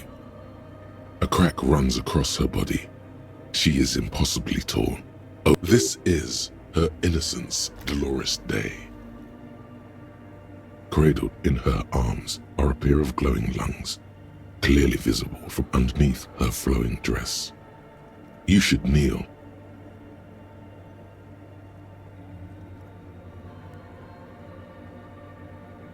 Cold wind seeps in from the crack in the glass. Snowdrifts cover the floorboards at your feet. Above, you feel her multicolored eyes on you, inspecting you. The woman looks down at you standing there. She towers among her followers, architects, laymen, courtiers. There is a sad smile on her lips and a glint in her green as that terrible word passes through your mind. The lieutenant draws an X-shaped cross from shoulder to shoulder. Your fingertips touch your chest 4 times as you stand in the apricot-colored light of the window. Above you, the woman still smiles, her distant smile, sundered by the crack in the glass. Despite the damage you've done to yourself, the title appears lodged in your hippocampus. This is Her Innocence, Dolores Day, the innocence of humanism, internationalism, and the welfare state. Perhaps the most famous human being ever to have lived. No amount of Commodore Red can wipe her sad smile from your brain thing. It has survived the deluge and haunts you still. The highest category of historic individual, an embodiment of the world spirit. More, an innocence is elected to office by the founding party, a precedent that has taken place a mere 6 times in the entirety of history. The legal system of the Real Belt is built to accommodate an authentic rule should it coincide with our time.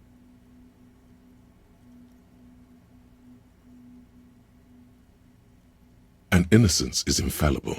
The decisions made by one are not decisions. They are inevitabilities. What would have happened anyway? Only accelerated. Packed. No, we are alone.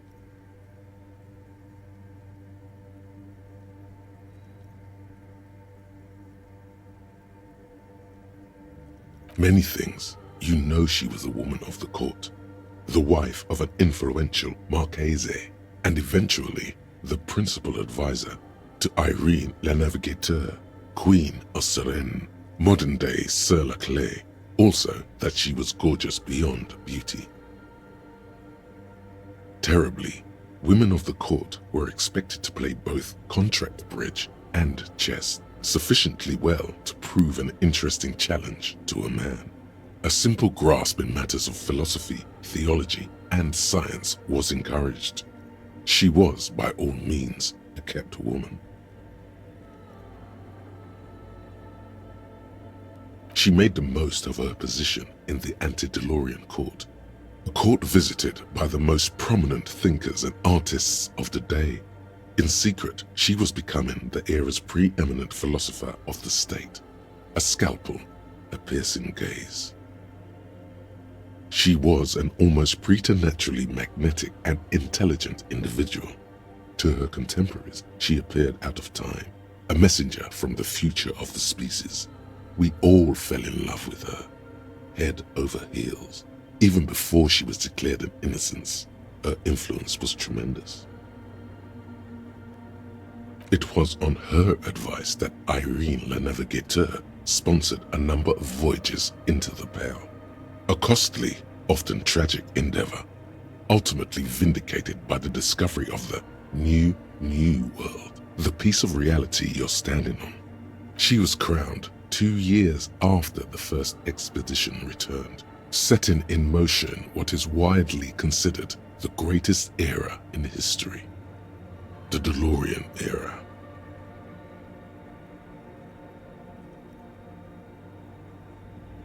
Wow, indeed. When her innocence was declared, and the queen she had advised for years fell on her knees before her, she was so overcome with emotion that her lungs started glowing in her chest.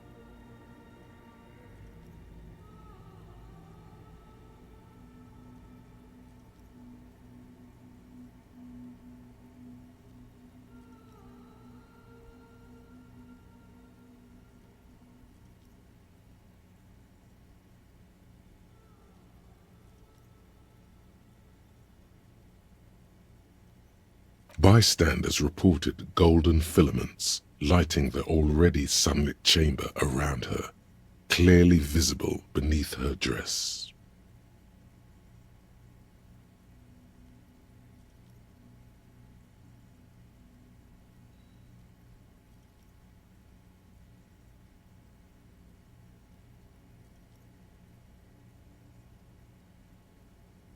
"300 years ago, in the wake of the discovery of this Isola, the Insulindian, by explorers from the continent of Muindi, she is, among other things, the innocence of inter-isolary travel and the connected world.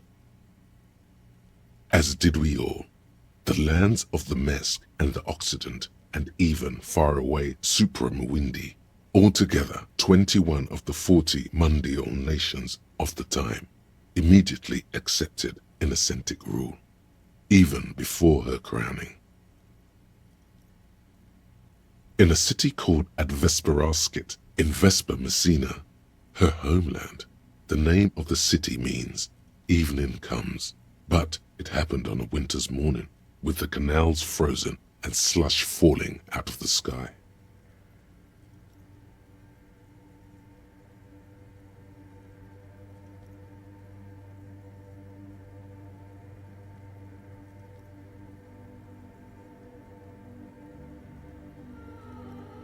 She was dressed in a white and pearl dress on an emptied-out plaza with the crowd far away. Already, her Theriers, the secret servicemen of the Innocents, were worried about an assassin.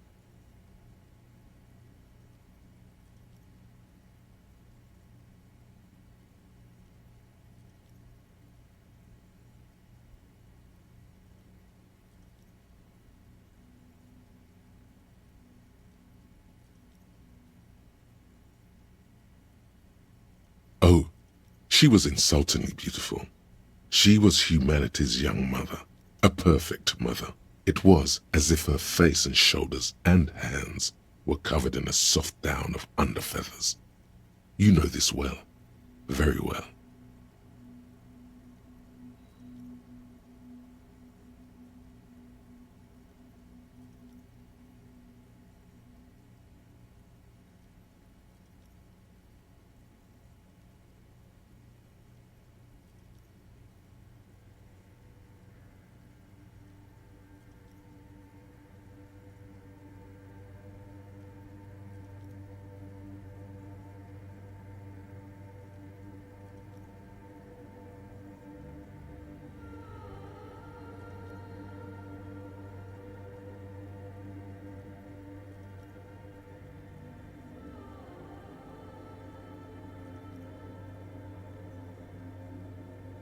Midwinter snow was beating the cobblestones around her.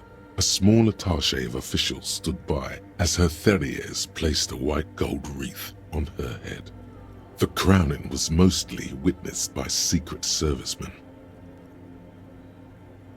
One of the men in this Secret Service killed her 22 years later, a young man who had come to suspect that Dolores Day was not entirely human, but something else. Something that had walked in our midst, watching us stumble for hundreds, if not thousands of years. And Dolores Day was shot in the chest with a fowling piece 8 times. The man, thought to be insane, said he once touched her and her body had been unnaturally warm, like a furnace, and that sometimes, while on duty, he observed her forgetting to breathe for over 10 minutes.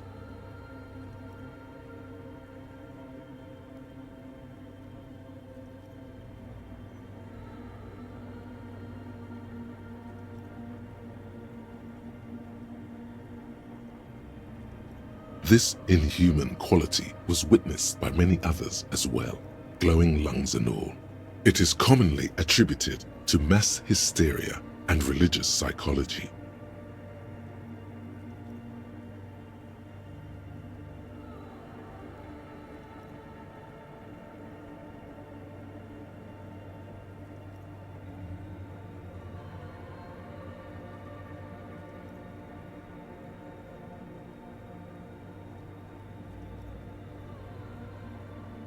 Terrifying is a term too emotionally charged for your semantic memory, or what remains of it.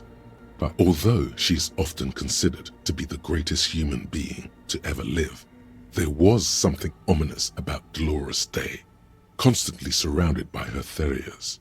She was the most socially secluded and least self-aware of all the innocences. Some modern thinkers would consider her a war criminal for the campaigns she waged against the Mesk state. And then there were the resettlement programs. The Mesk state tried to detach itself from Innocentic rule.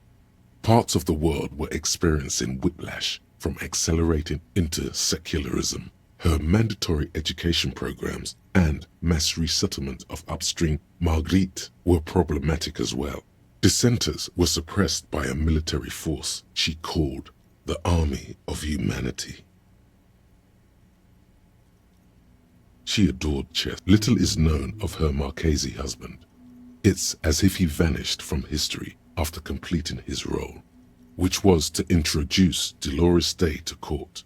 In conclusion, yes, there is something lonely, paranoid, and even terrifying that people seldom mention, but feel when they think of her. Lieutenant Yefrater, you've stood there for over 5 minutes. What are you thinking of, if I may ask?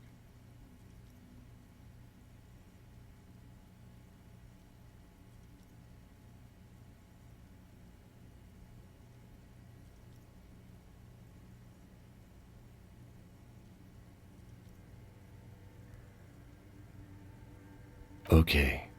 It's just that you've been looking at that window for quite long now, and it's cold in here. This church, the coast in general, we shouldn't linger here.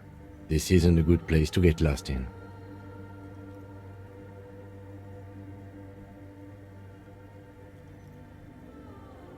The old woman in the village was right. This must be the Delorean Church of Humanity in Martinez, or the Small Pinewood Church in some records. It's a minor landmark, not easy to find. Most maps misplace it. It was built not long after Revachol's founding, 300 or so years ago, by first-generation settlers. There used to be 7 stave churches on the coast. Les Sept Sœurs, they call them, the 7 Sisters. Only one remains. The rest were burnt in the revolution or used for building materials. We should be respectful here, although the building appears to be deserted. I do not believe we'll find anything connected to the lynching here. The shards glimmer in the dark.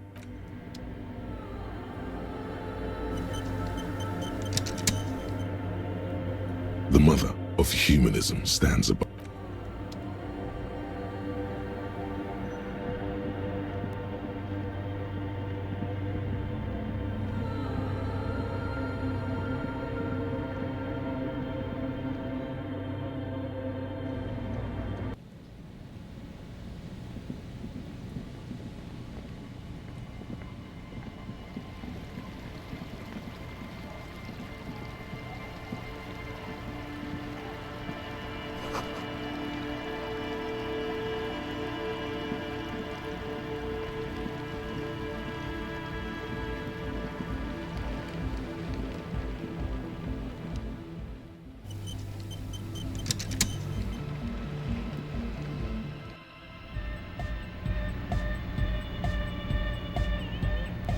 Hi again.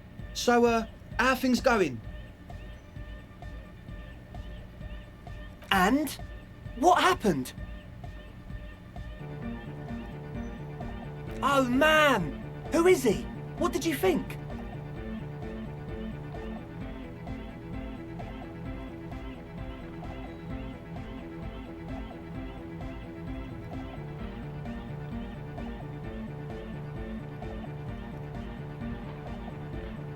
Really? Huh. Interesting. What's he doing in the church?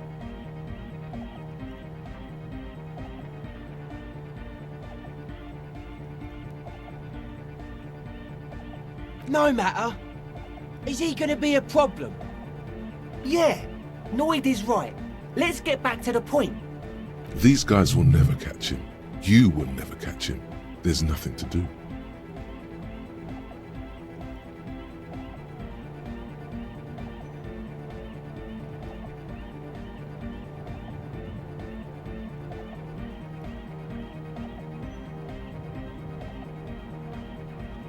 I dunno, man. Doesn't it feel like a major hindrance to you? A spooky guy climbing around when all the guests are trying to have nice friendly hyper time? I guess it's not a massive problem, now that I think of it. Everyone is welcome to dance till the morning light! Yeah! Maybe. I guess we'll figure something out. Okay, but what about the other spooker? The one in Grandma's clothes? Did you see her? A programmer? That's odd. What was she like? Did you ask her about the nightclub?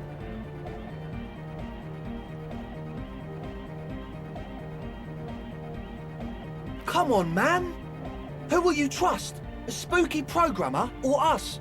We just want to make the world a better place. Feel the love! Get down and feel it! You'll get there, believe me.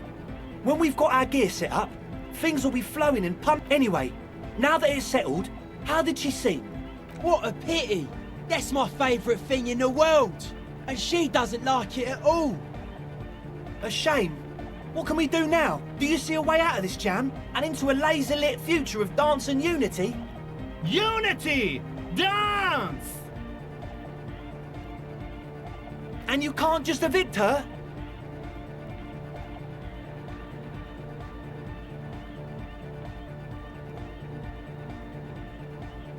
Look at you, Honour Man. No, Noid. He's right. Maybe we've approached it the wrong way after all. I'm sure there's a workaround. We can make a deal not to bother her. If that's okay with her, we only want to get in the church and spread the joy and ecstasy of music. The lines in the dark exist, coexist. At least Crabman seems like an advanced being. He's hard. Yeah, he can do his climbing thing in the tower. And the programmer, does she like Nordic dance music?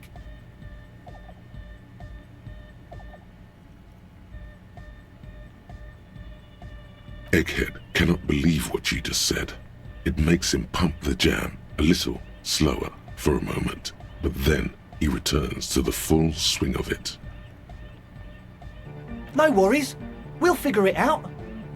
If coexisting fails, you can always muscle her out, right?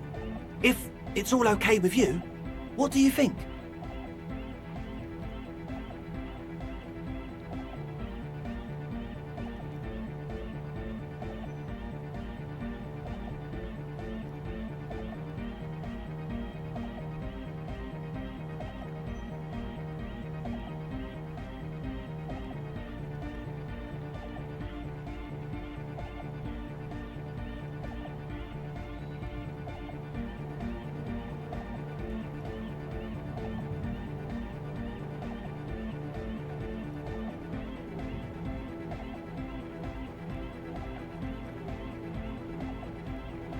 Excellent!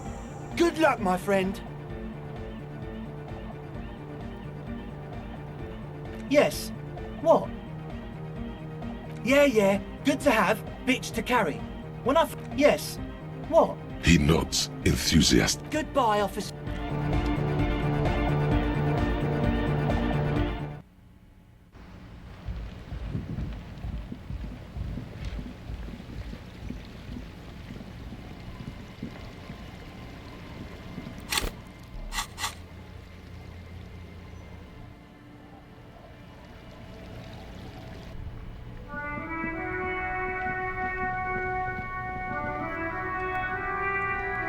Inside, you see a set of steering levers, a radio microphone, a pull-out toolbox, and the soft glow of the fuel preheater gauge.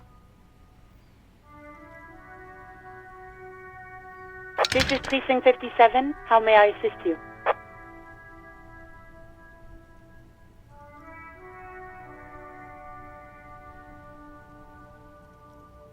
Hold on, officer.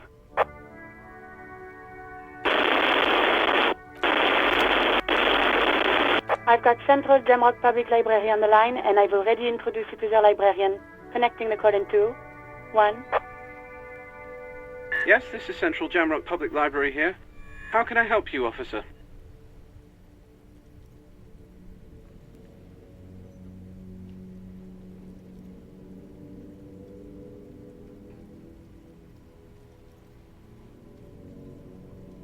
Billy Majon, you said. Give me a moment, I'll have to check our database.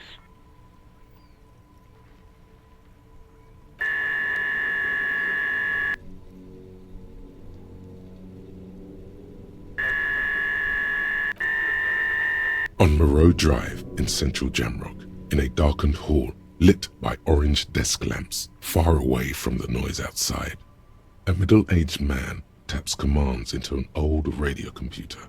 A printout falls on the desk.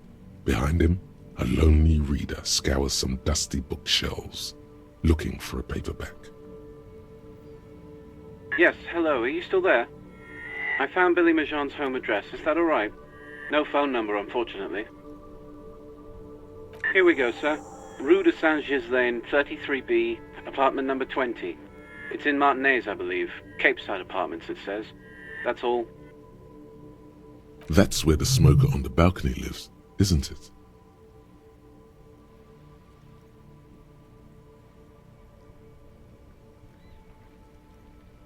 It says here that they returned their last book just a few days ago, but I wasn't at work that day. Marie? Marie? Do you remember a reader named Billy Majon? They returned a Tybalt book the other day. Yes, it was my colleague Marie. She said that it was Billy's husband who returned the book. He also asked for this new sci-fi release, Lowe's Radio City 87, but we don't have it yet.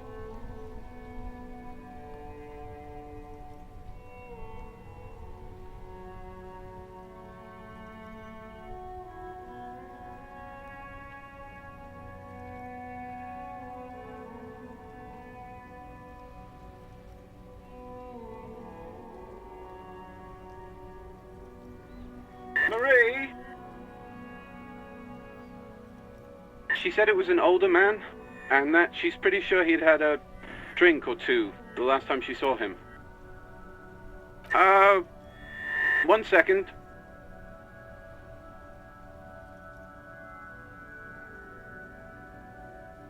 Sorry, Marie wasn't really paying any attention to that.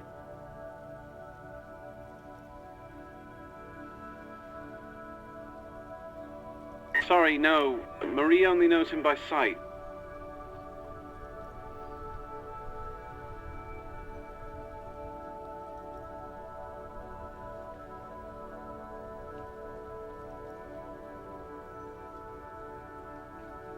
Happy we could help.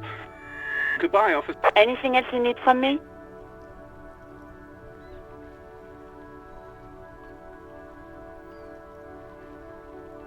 One moment. Can you please describe the body? Age, sex, cause of death?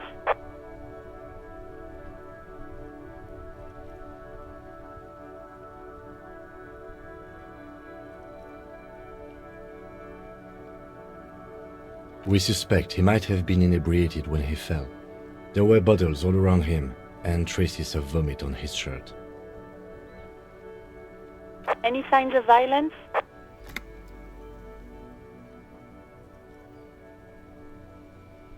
No field autopsy necessary.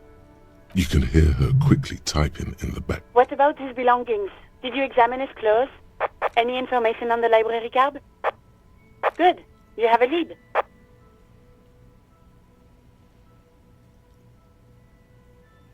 Do you and Lieutenant Kitsuragi want to take the case, or should I assign it to someone else? I have assigned the case to Lieutenant Kim Kitsuragi. Please follow up on this library lead to identify the man. We'll send someone to take the body to the morgue. That's all for now. Thank you for reporting in. Is there anything else I can do for you? 57th, over and out. In the cabin, you see a set of steering levers, a radio on a hook, a pull-out toolbox, and the soft glow of the fuel preheater gauge.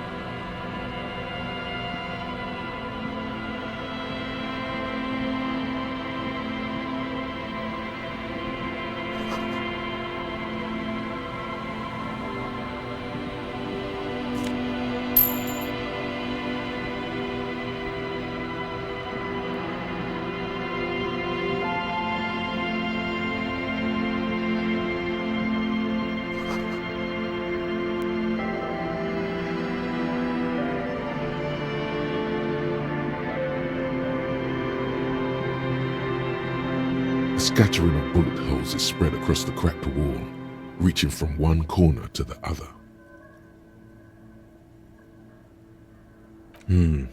Correct.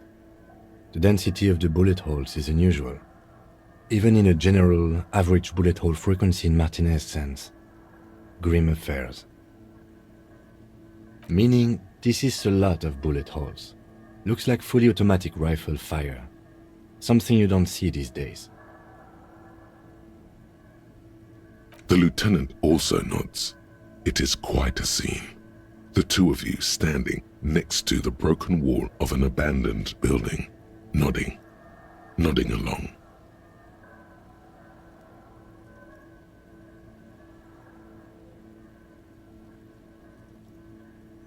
The lieutenant is nodding so hard it looks like his head is about to snap off his neck.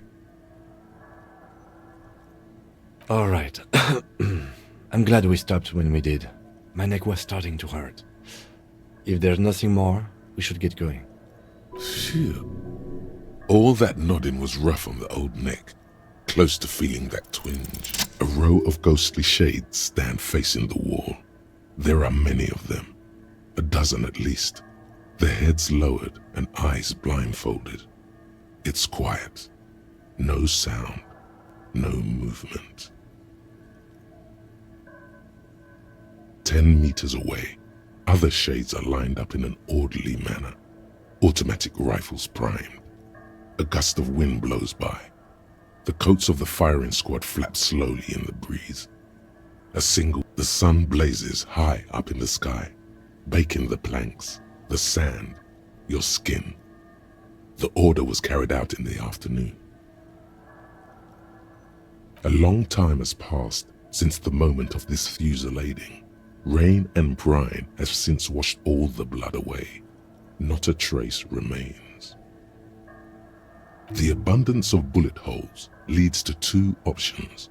Either an inordinate amount of executions were performed here, or they did not use a conscience round, where only one soldier has the loaded rifle. Looks like this was a mass execution with everyone fully armed. The commandant, the one who gives the order, machine gun fire crackling through the air, the lights of the muzzle flashes dancing on his face. A host of men, probably in everyday clothes, ragged from the conflict and covered in dust. They were not sitting, a common practice for executions in some nations, as demonstrated by the height level of the bullet holes. They stand, facing the wall. It's impossible to discern any details about their personality or background.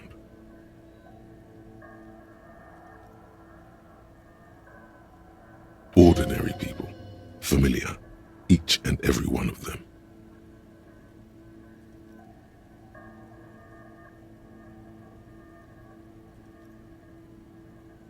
Comrades, the forsaken, the wretched, who tried to rise against the horrors of the world.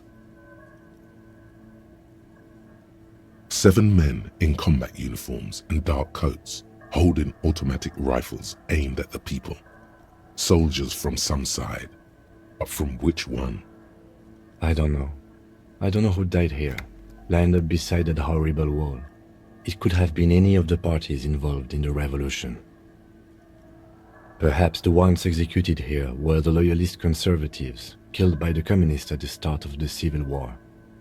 Or it could have been the communists, put to death during the last stretch of the conflict by the coalition forces. Remember what Trent Heidelstein said about Veld? Another likely scenario.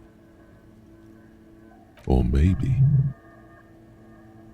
Yeah, it's very unlikely the coalition forces were the ones who died here. They were always the last ones against the wall.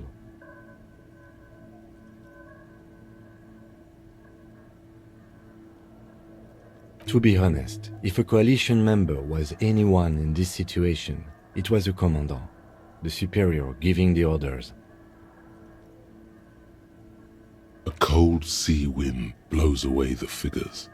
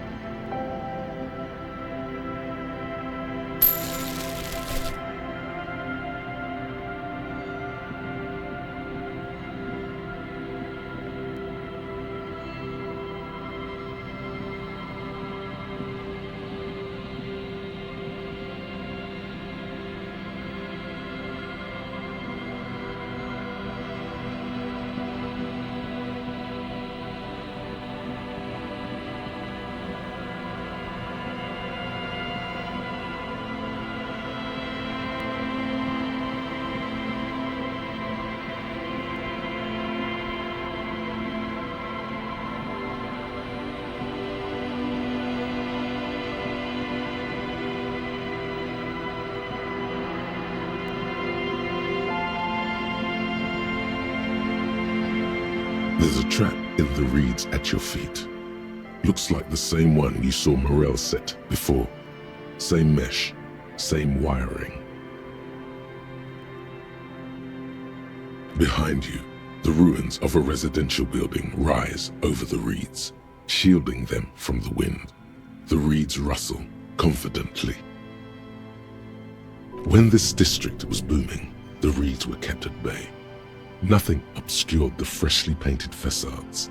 Nowhere for drunks and adventurous teenagers to hide. Now only the wind blows.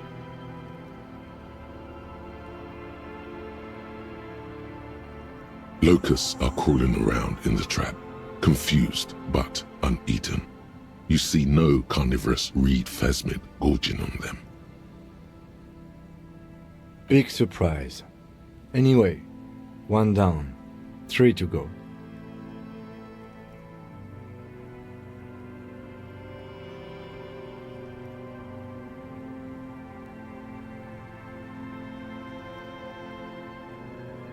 I meant no offense, just...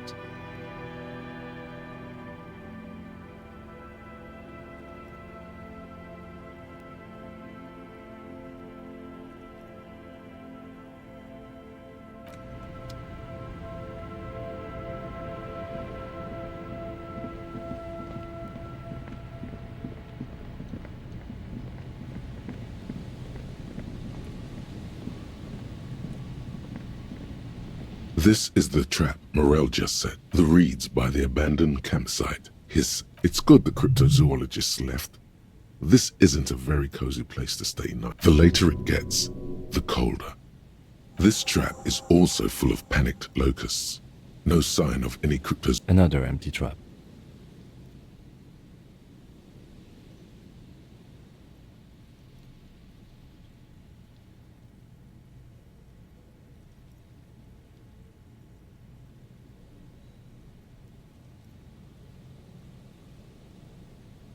Always up for a good jog.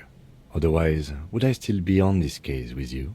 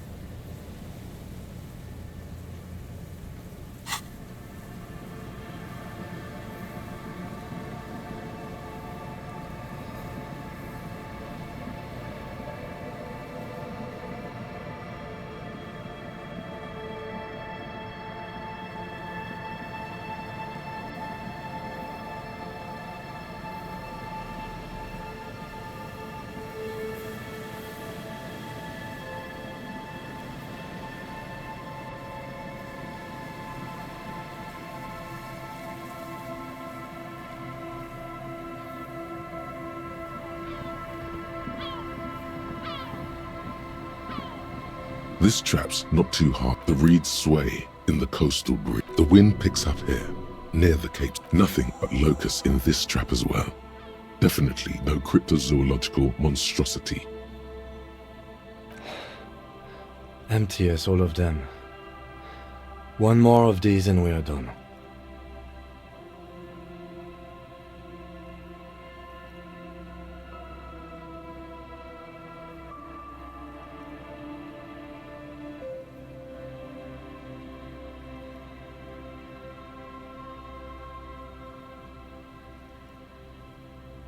The lieutenant stretches his back.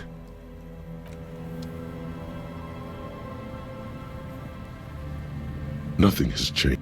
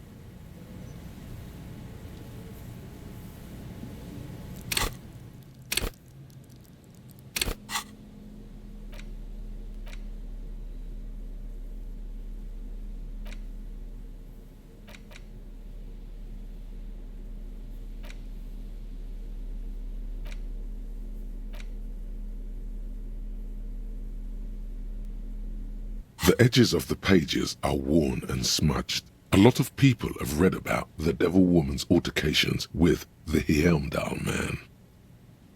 The jacket copy proclaims, "Man from Heimdall returns in his most exciting adventure yet.